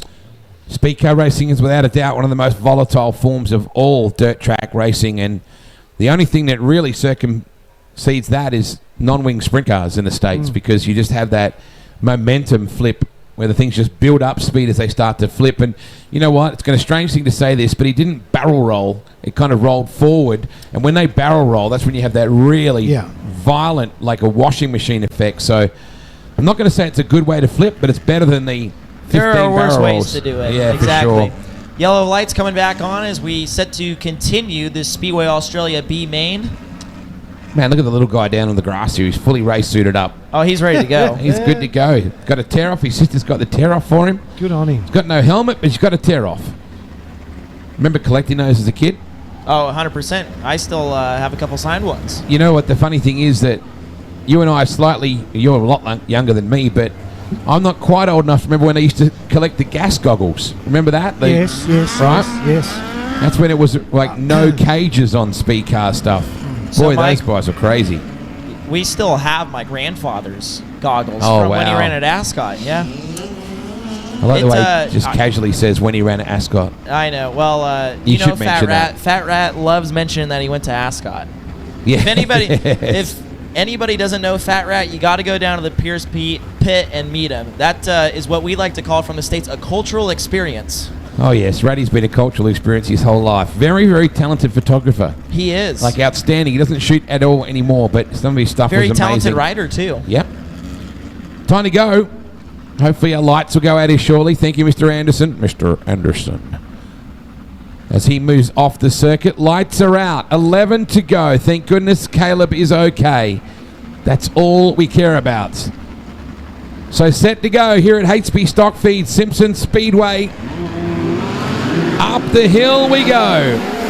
Zoe Pierce, his cousin, will lead away down into turn 1. You got Nicholas in second, Saunderson in third. then back to Mackay, then Hose, then Reese Burkett. Reese picked a bit of the curb, but managed to keep the thing pointed straight. It's the car on screen right now. We got a new race leader. Nice move by then. So, very good job for Nicholas. He's your new race leader. Nicholas leads the charge in the 7. Zoe Pierce, Saunderson, then McKay, and then Reese Burkett way over the berm into the 5th and final transfer spot. But Hosey is not done up top. Troy Hose going to work in that 57 machine. He looks to the outside down the backstretch. Can't find a hole there. Remember, it's 5 cars we're taking through. So right now, Jesse Nicholas is your race leader from Zoe Pierce. Mitch Saunderson back in that 3rd position. They're the 3 cars on screen. Remember, you got a top 5 is where you want to finish. We've got 7 to go. Oh, man, Zoe got a big push coming out of turn 4, and it cost her ground. That allowed the TTS entry of Mitch Saunderson, who's shown a fair bit of potential this week, Drake. Absolutely. The battle for that 5th and final transfer spot continues to heat up. Here's Hosey up top. Troy Hose trying to get in that 5th and final transfer spot past Burkett. That's on the bottom left of your screen, as Hosey's still looking for a way around the outside. Boy, he's having a fair old crack. He's giving away a lot of experience, a lot of years to some of these hot youngsters, but he's having a real go at it. So far, your race leader, Jesse Nicholas, getting further and further away in that V7. He's gotten better as Speed Week has gone on. Canberra youngster Mitch Saunderson in that 2nd spot. 17-year-old Victorian Zoe Pierce in 3rd. In 4th, Jordan Mackay and Reese Burkett, the rookie, in that. So we got 2 rookies in the top 5 going forward to the A main if it stays like that. Callum Watmore is the next one through.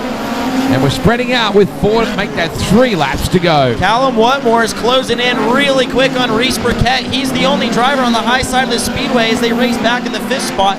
Up front, it's all about Nicholas at the front of the field in that Victoria 7, but that battle for the 5th and final transfer spot continues to heat up. There it is on the bottom right of your screen. Watmore up top, Burkett on the bottom. Burkett holds that 5th and final transfer spot with now just 2 left to run. Boy, Watmore is having a real good dip at it. Yellows come on.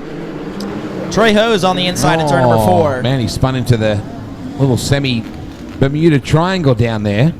And he was having a good crack at that 5th and final transfer spot. Got cut up on the berm, and now just a few laps later spins to a stop off of turn number 4. A lot of new faces in this transfer situation right now. Those 3 on your screen, very young drivers still trying to prove themselves in the speed car ranks. All looking to book that spot in the A main. So Hose will restart the 57, and we edge closer to tonight's A main. Replay coming up. I think he just hooked the gutter. No, from the top actually, through the marbles and turned it around. She's a little skatey at the exit to turn 4. Remarkable how that track, part of the track, has changed so much today in a few hours. Lights are out.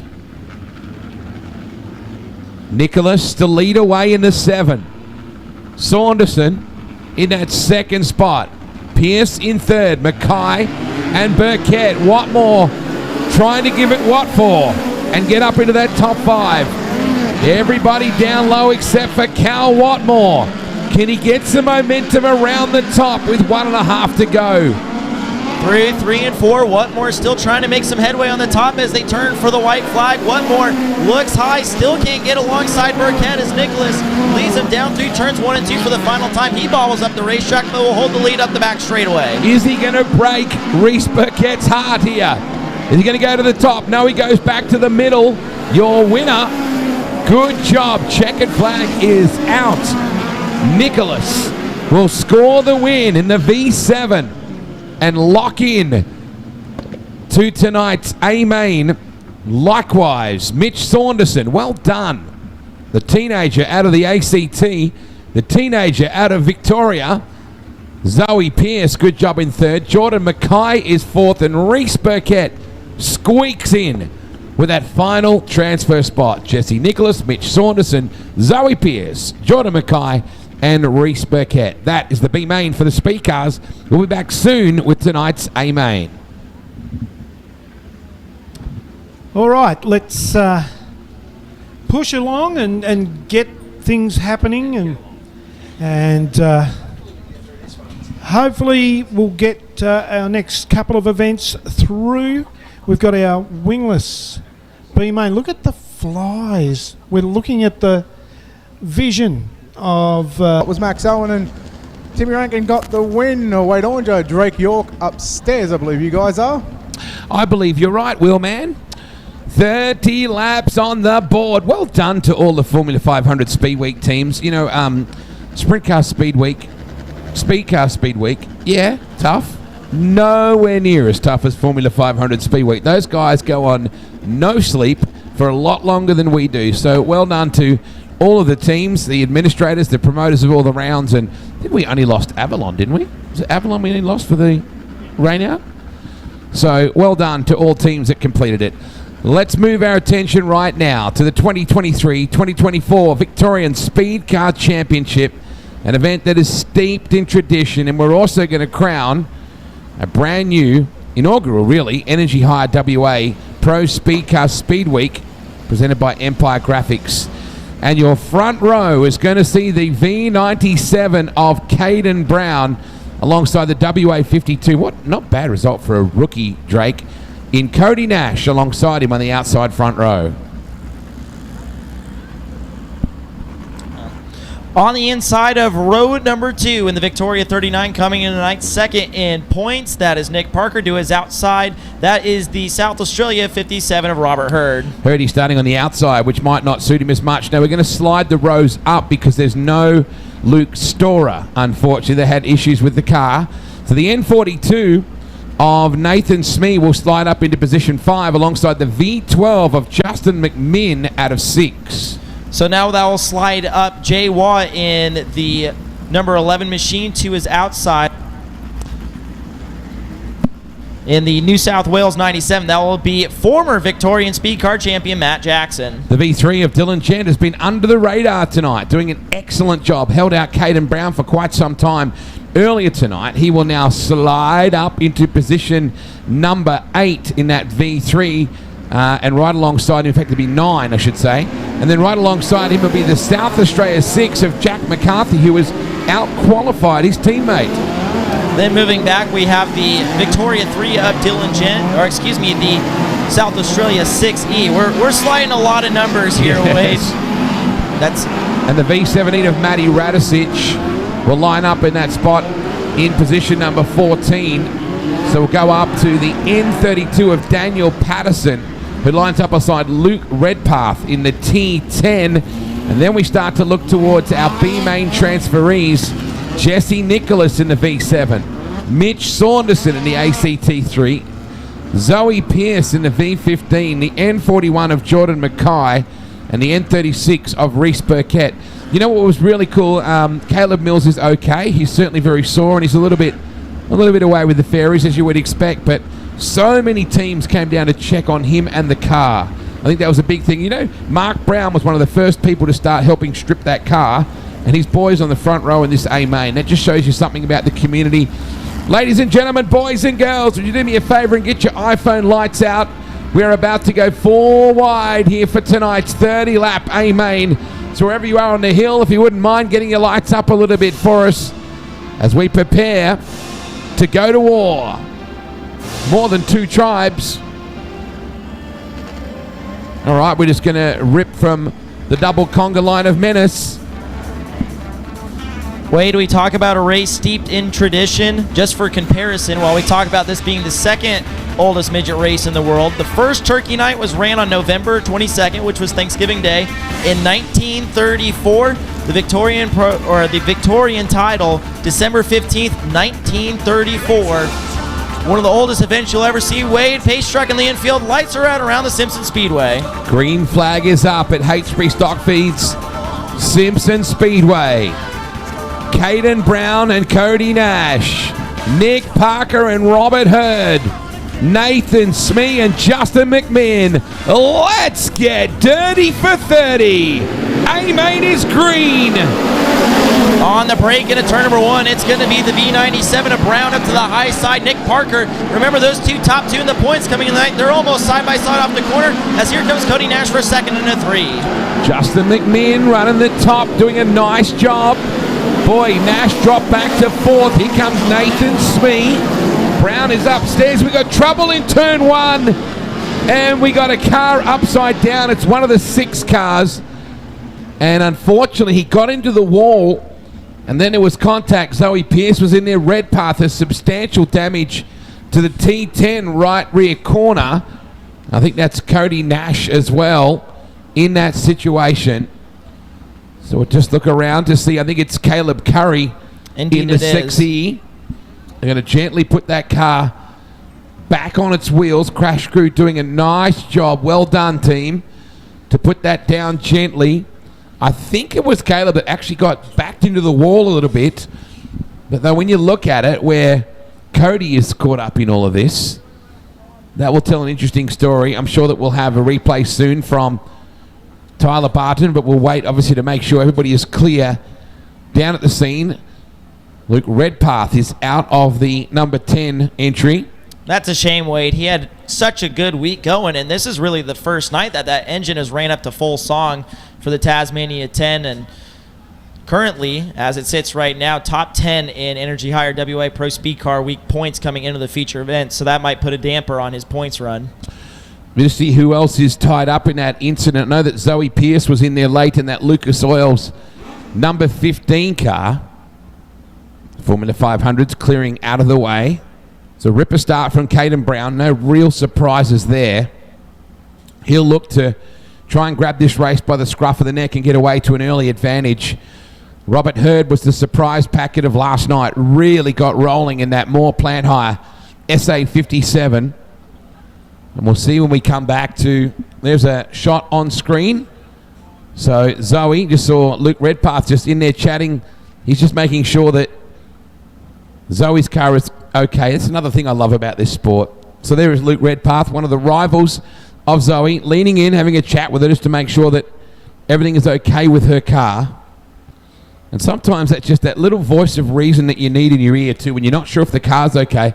Sometimes it's cool that an official checks it, but when a fellow racer checks it, Drake, it's a little different. Gives you a little bit more confidence, I think. Exactly, and Wade, you hit the nail on the head. That's the great thing about the Speedway community, and I believe both the officials and Luke Redpath have maybe cleared the Lucas Oil V15. We'll see if they keep Zoe on the track. One thing's for sure, though, that the Tasmania 10 of Luke Redpath done for the evening is substantial rear-end damage on the Tasmania 10. Just want to say a shout-out to Lee Redmond, to Travis Mills, to Andy Pierce, to Katie Mills, Scott Beattie, Shane Collins, and all the team here at the Pro Speedcar Week. Now, think about this. Lee Redmond has towed his race team across from Perth to represent. I think it's around a 5,000 kilometre return trip or thereabouts. He's done that to bring the team over. He's basically major sponsored this series. And there's a good look at Cody Nash's car. Of course, a heavy left side impact. Luke Redpath is surveying the damage, and I hope he hasn't crushed the exhaust too hard. Yeah, that's exactly what I'm worried about, Wade. Luke is assessing the damage for Cody. It doesn't look like it's on the header, though, so that's a good start. It's up the... Oh, just looking there. It's more to the top. Just see... Well, thanks, Luke. Oh, yeah. Yeah, Luke's helping us out down in the corner. Yeah, that could put a hindrance on it, Wade. Not sure if we have a replay on this at all. They're taking the Caleb Curry car off the racetrack. A lot of carbon fibre on that 52. So we'll have a look and see whether we did get a replay on that. As TBB, we might have been focused on what Caden Brown was doing. Tyler's hunched over the computer like a mad scientist. Oh, so wow. So poor old Caleb had nowhere to go. Was that McMinn that got together with Nash, I think? It was indeed. That's a pretty rough ride for Caleb too.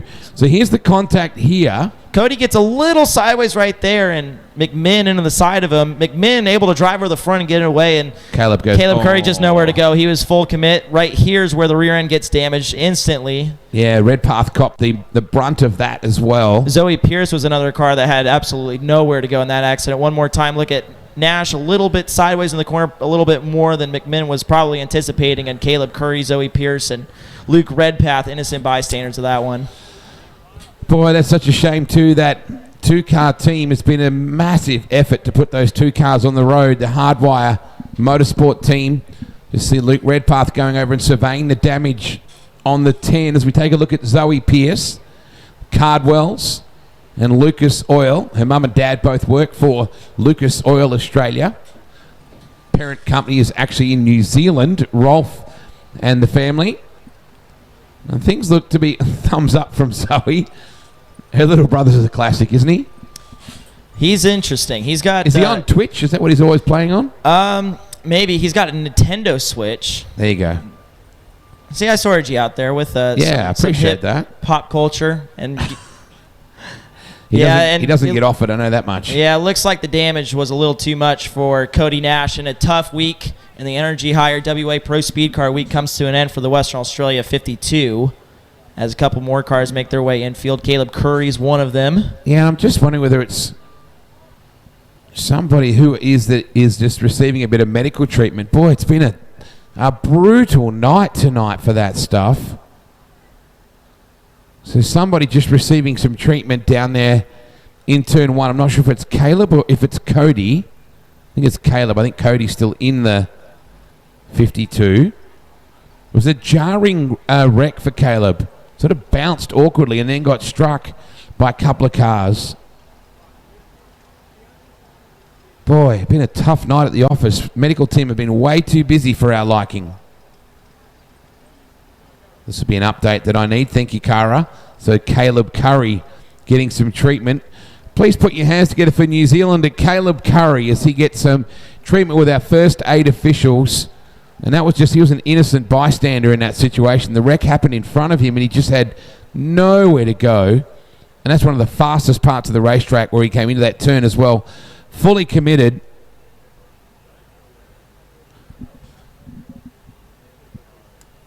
So there is some of the damage to the right-hand side of the Speedway Shop entry. That's crash bar damage just to the right, just there.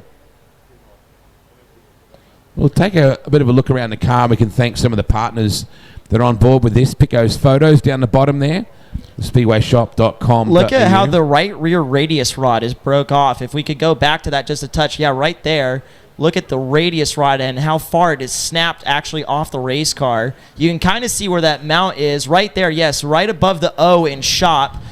That's where the radius rod is supposed to be. And it is snapped pretty much clean off. Well, he had a really hard impact. Yeah, right you could really corner. tell that by the Nerf bar. The Nerf bar, you don't really see a lot of Nerf bars cave in like that. Great pictures from down in the infield thanks to our friends over at Clay Preview. Just walking around the car for us here at the moment. Yeah, gee, not a great way to finish for a massive effort from this team. He had been on the podium both nights, Wade. He was third in points coming into tonight. We just got the two cars on the pace too. They just got Jack McCarthy, and there's the little E with the 6, or sexy, as they like to say it, the New Zealand pronunciation of that. The Redpath car, we're just going a bit of a look at that car now. And Wheels just went over there for a bit of a look as well. Maybe you can have a chat, Wheels, as well for us with Cody Nash. It's almost like I got a remote control on your gopher just then, mate. And Luke Redpath, both there as well.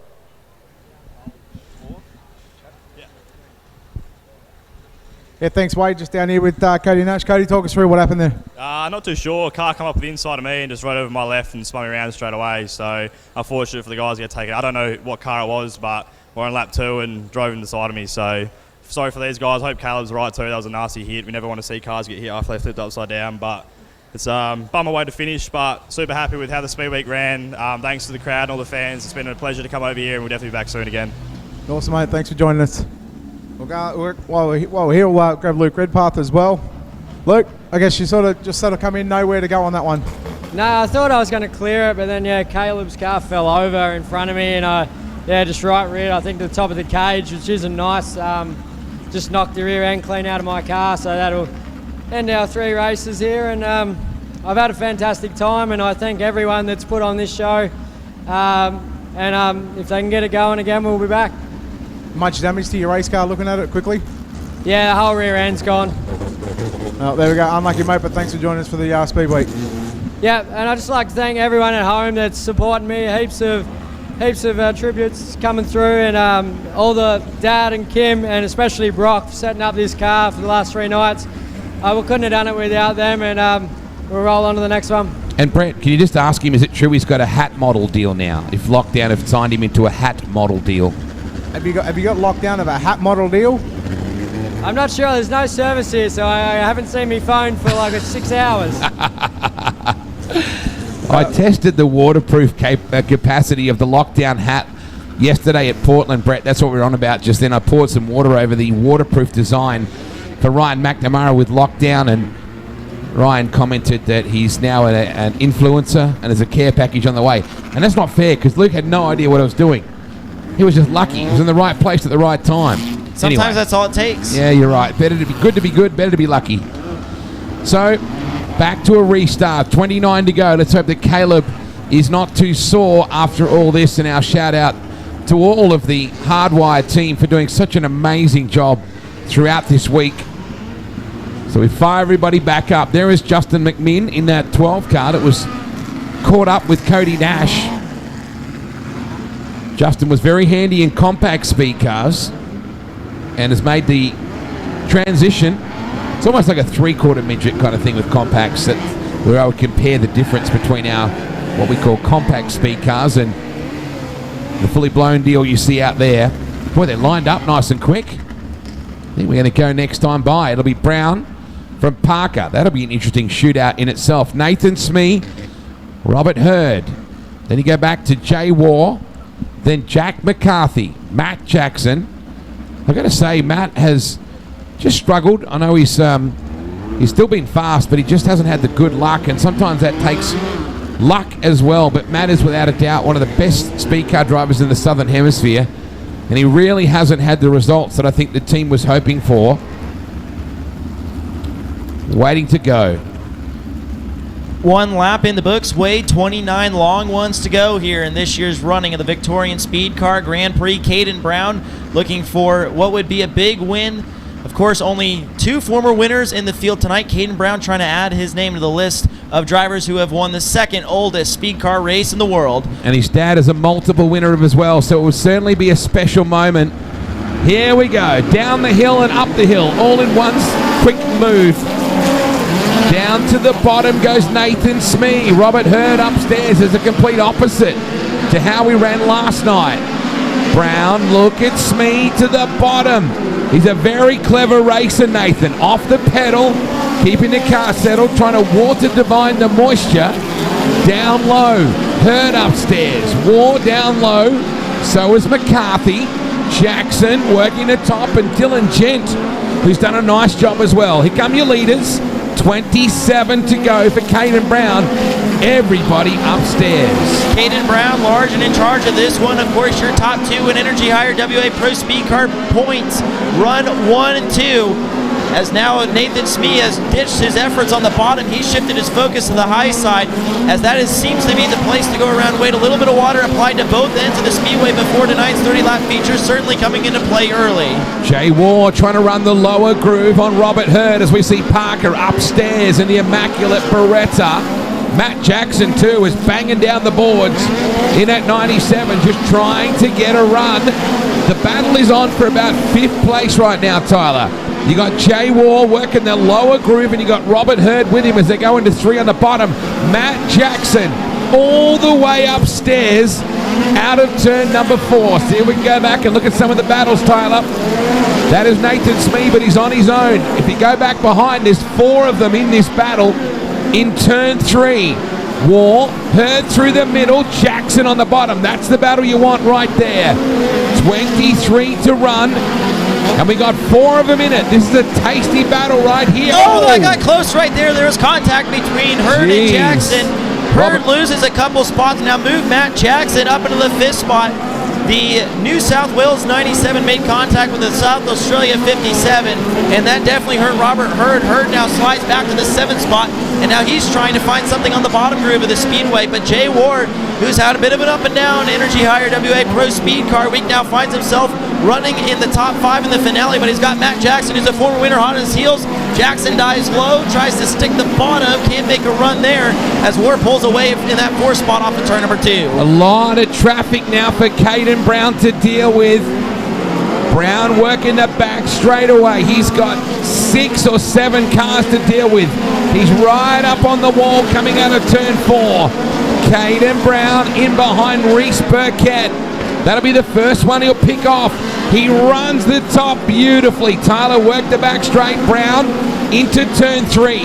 That's what we want to see now as he runs the top right up against the wall. Comes now after Zoe Pierce. Gets Jordan Mackay on the top as well. And you're watching the 2018 Aussie champ threading the traffic beautifully. There he is on camera. The TFH King chassis with the TRD. War a long way back, but Brown running the top all the way past Patterson and looking to pick up the back straight away as well with Radicic and Lambert on the bottom. Caden Brown continues to work up, and as you see Matt Jackson run back in the 5th spot, and it's a tricky trail to tread on the high side of the Speedway. Not a lot of stuff to grab a hold of up there. There's moisture up there, that's for sure, Wade, but there's not really a cushion, not a lot to lean on at either end of the Speedway, so these drivers really have to be careful as we just have 16 left to run as Caden Brown will come by here to click off another lap. Boy, he's just owning the top part of the racetrack right now. Very busy in behind him. We take a look at Jack McCarthy. Once again, we see Caden working the top. Little battle between Dylan Gent and Jack McCarthy. You've got Hurd in there. There is Saunderson. Smee with the big slider for a second. Nick Parker's going to cross him back under down the front stretch. Smee dives into turns 1 and 2. Big slider up across the Speedway. Parker cuts back to the inside. Smee with another big run into turn number 3. Wade, exciting stuff all over the Speedway as Caden Brown has caught some of the faster cars like Robert Hurd. And this is where it's going to get tough for your race leader, Caden Brown. He's got cars high and low. Just as I say that, Hurd dives to the bottom and leaves the lane open for Caden Brown. He's just now 12 laps away from not only the Speed Week title, but also the Victorian Speedcar title as that battle for second continues to rage on. 12 to go, make that 11. You're watching a race leader on screen. Coming up behind Jen. Gee, there's some ripping battles going on. Parker trying to get by Zoe Pierce. Just watching that battle on screen in that lower right-hand corner. So your leader, probably the battle now, you can just see Smee and Parker down the back straight away into turn 3. Cato, way just brushed the wall, and we're going yellow. Gee, Caden just, it's Zoe Pierce around in turn 4. Caden was millimetre perfect down into turn 1, and this is the restart that the rest of the field needed, that Caden Brown didn't, because he was picking up the traffic and just tossing him over his shoulder. And Wade, we talked about a little bit under green flag racing. If you look at both ends of the Speedway, there's not a cushion or anything to lean up on. Yes, there's moisture, and that means grip, especially with how dry the rest of the racetrack is, but it's going to be tough for anybody to really grab a hold of it quite like Caden Brown as Zoe Pierce is talking with officials. It looks like there's no damage on that Victorian 15, so hopefully she'll be able to continue on. Here's a replay. This is from the dump shot in turn number 4. Zoe Pierce in the white Lucas Oil entry gets across the slick, and the rear end just comes out from under. But watch right here. Here comes Nathan Smee in that white car on the high side. Barely finds enough room to squeak around Zoe Pierce. That could have been disastrous, Wade. So there's 11 to run. Everybody is upstairs now. We have a clear racetrack to work with. So look how far Caden is in front right now. No one's actually rolling around behind him. He's over in the backstretch, kind of by himself. Just waiting for Smee to ease in. Nick Parker as well. Remember, Nick is certainly in championship contention, but Caden looking for the double to win his first Victorian title and his first Speed Week series as well. Wade, you look at everything Caden Brown's accomplished, not only here in Australia, but across the world, and it's mind-boggling to think that even with his dad's successes in this race, he has not won the Victorian Speed Car title. Trying to change that tonight, and as you said, a big night for him overall, not only trying to win the race, but win this title. His closest competitor in the point standings is Nick Parker, as he runs back in the 3rd spot in that white, blue, and yellow Victorian 39. I think most of the time that Caden probably hasn't been geographically possible to run this Victorian title. That would probably account for why he doesn't have a handful of them, but sometimes it just doesn't marry up in terms of the schedule or on how you go on the night. Nathan Smee is not done either. He is one of the craftiest drivers in the sport. And that car's gotten better.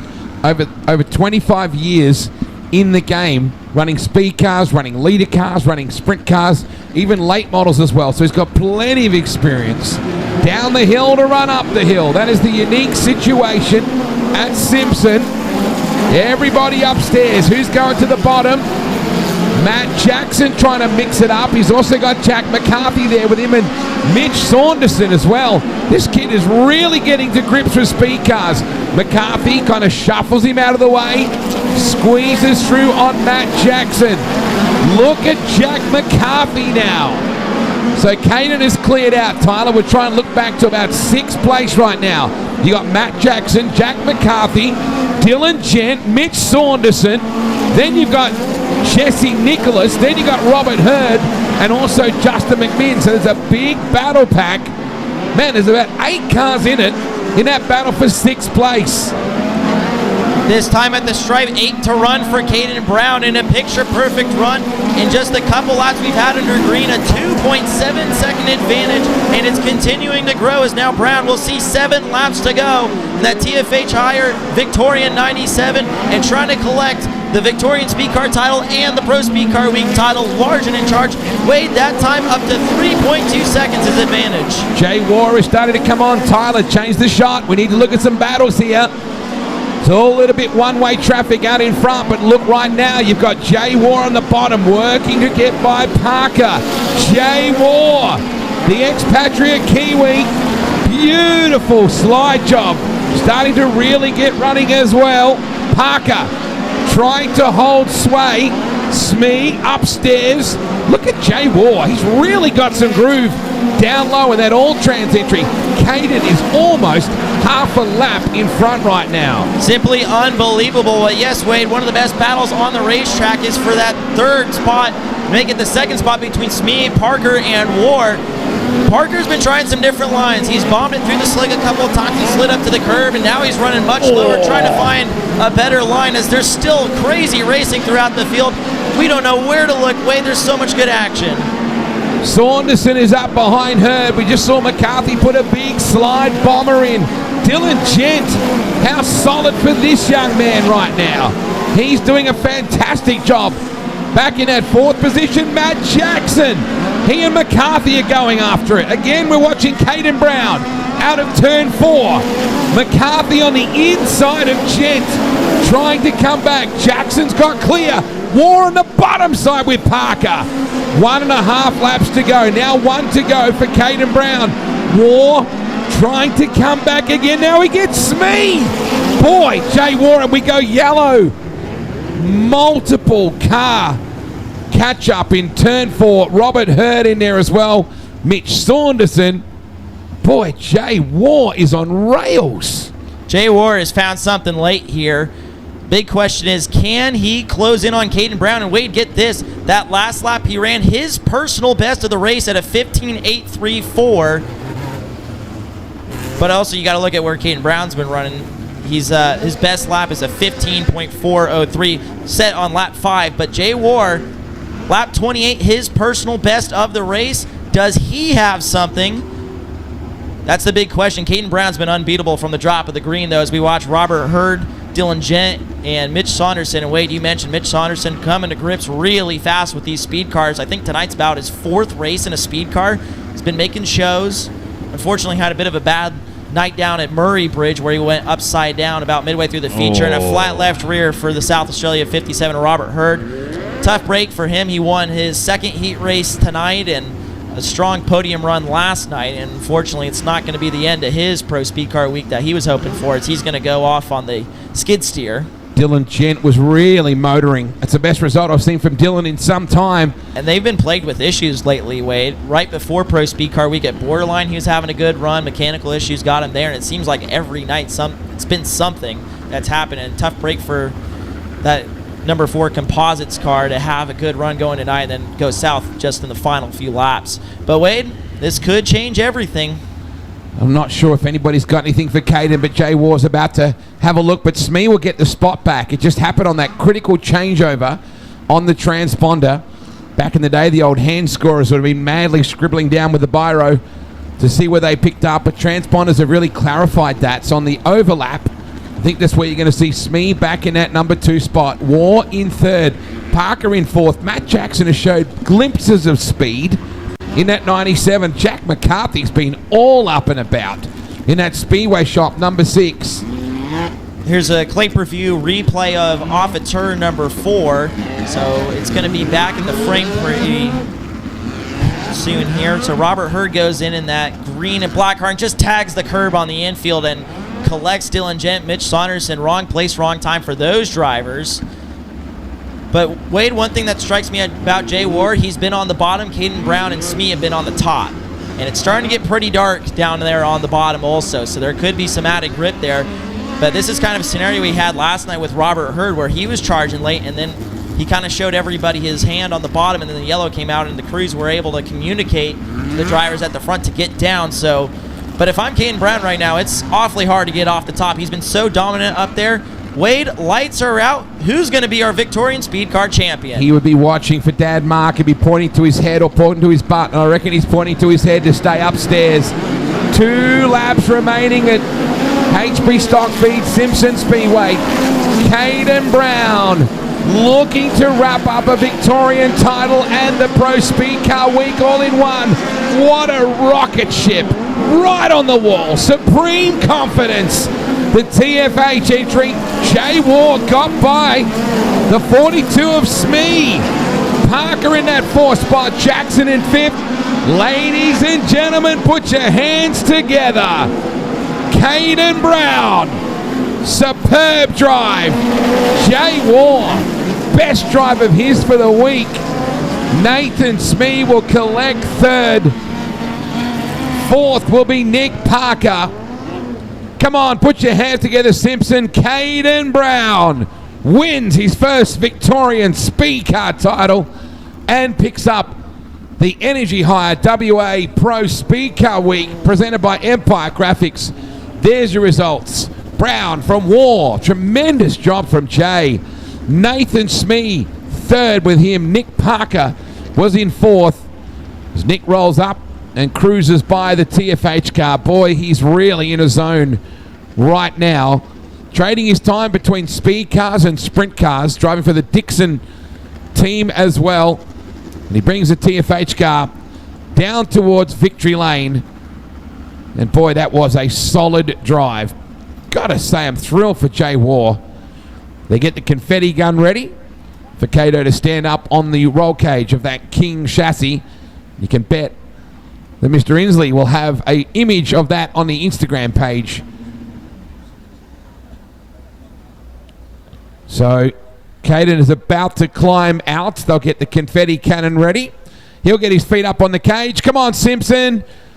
He carefully, very carefully stands up. Put your hands together for Caden Brown. Boy, he is a rare talent. No doubt about that. I'm pretty sure that Mum Belinda will be back home watching online. Brad Dent down there, a long-time supporter of Caden's as well. I'm pretty sure the Alkies will be watching over in Perth as well. Plenty of happy faces down there. Speed Week title goes to Caden, and he wraps up his first ever Victorian Speed Car Championship. He kind of knows you on a first-name basis these days, Drake. He seems to, that's for sure. Caden Brown, I'm speechless after that drive, Wade. A simply superb drive. And with 2 walk-off wins, he is your 2023 Energy Hire WA Pro Speed Car Week champion, and now your Victorian Speed Car champion.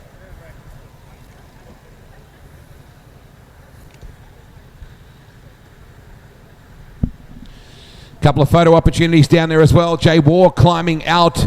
Nice job, that old Kiwi. got the job done. I hope that Blaney was awake for that. I know that Mum certainly would have been. And well done, Jack McCarthy, too. He really got sizzling. Well done to Nathan Smee. He's about to join us. And Gary Rook shakes his hand and says, good job, driver. Not a bad result in the end, that's for sure. Let's go down to Drake, who's with our winner. Well, race fans, here he is, your Energy Hire WA Pro Speed Car Week champion and your Victorian Speed Car champion, Caden Brown. Caden, a simply superb drive. Every lap was just pure perfection. How were you able to stay that perfect all race long? Our car was amazing. We've been struggling the last couple of years with a couple of little minor things, and this off-season we've just really knuckled down, and this car is just amazing to drive. It's all the cars, it's just definitely not me. I'm just having so much fun out there at the moment, but like to thank all my boys, my dad, my mum, my sister back home for all their hard work and support. Without them, I would not be here. And Brad, my crew chief, he's just one of the best in the game at the moment, and what he's done for me is just indescribable. And then my two best mates, Kobe and Deck, follow me everywhere, and best crew around. And I got three of my other mates, Dale, Jacob, and Lockie. Without them either, we wouldn't be here. Two big wins tonight. Not only the Energy Hire WA Pro Speed Car Week Championship, but now you are a Victorian Speed Car Champion, and this race steeped with tradition. But to have both of those in one night, how special is it to claim those? It's really cool, you know, obviously coming into this Pro Speed Week, there's a lot of good drivers from all around the country and in New Zealand as well. So to come away with that is just really cool, and become a Victorian champion is really cool as well, you know. I watched my dad win a couple here and there back when I was a little kid, so to be able to share that honour with him, real special. And yeah, wouldn't be able to do this for any of our sponsors either. TFH Hire, C&H Trucking, Fine Line Trailers, Rondelli Metal Fabrications, Carbon Concepts, King Chassis, Heater Design Studio, Lockdown Brand, and a special thanks to my auntie Kylie and JB for housing me, my dad, and the car for the last few weeks. We really appreciate it. A major night for Caden Brown. He's your winner here at Simpson. Collects the Speed Car Week title as well as the Victorian Speed Car title. Nice, you finally get to talk to Jay War, mate. Jay War, what a way to end Hire WA Pro Speed. Your week started rough, but nonetheless you were able to come back at the end. But tell me about what you found late in that race, because the car seemed to come to life in the last 10 laps or so. Yeah, there's a slide job by Nick Parker with about 8 to go, and he ran through the middle and didn't actually commit to the top. And I went, okay, he's committed through the middle, and it worked, right? So I tried that after that, and it worked fine. We caught up to Smee and just started running the bottom at 4, and if I could get the exit on the bottom there, it was pretty good. So that last yellow, didn't really want it. I was hoping at least Smee and I could have a go at Caden, but yeah, good result. We've had a tough week, like you said. You know, we've had pace most times to hit the track, and it's nice to finally get some reward for it. A rewarding end to the Energy Hire WA Pro Speed Car Week for Jay War. Nathan Smee rounded out the podium, and Nathan, credit to you, just like last night, you were not content to ride around and follow somebody. You were trying different lines, but at the end of the day, as there's your trophy and your third place, at the end of the day, do you feel like you really did everything you could do with all the different lines you tried? I suppose I did, you know, being an old bloke I am. I ran out of power steering with about 15 to go, so, you mean, I was up the top and I started banging the fence a bit and I couldn't turn it. Then Jay sort of come at me and I, you know, tried to block him, but I just couldn't turn the steering wheel. And, you know, I mean, I think it was 5 to go. I was on the fence, but I was looking to see where they were, but I could see him coming on the bottom. So, you know, what a great track tonight. That was, you know, that was fun. You know, I mean, I started on the bottom, then I went to the top. You know, even though I lost the power steering, there was no way I was going to catch Caden. He was too good. So, but I mean, I'd like to thank Gary. I'm on the Rook. They put this car together for me. Dave Lambert, he was over helping, you know, build it, and Oak Flack Motorcycles and Amber too. Nathan Smee rounds out the podium here at Simpson for the Energy Hire WA Pro Speed Car Week finale. Nathan Smee is third, Jay War second, and Caden Brown, your winner here in the finale at Simpson. The Energy Hire WA Pro Speed Car Week title and the Victorian Speed Car title. Thank you very much.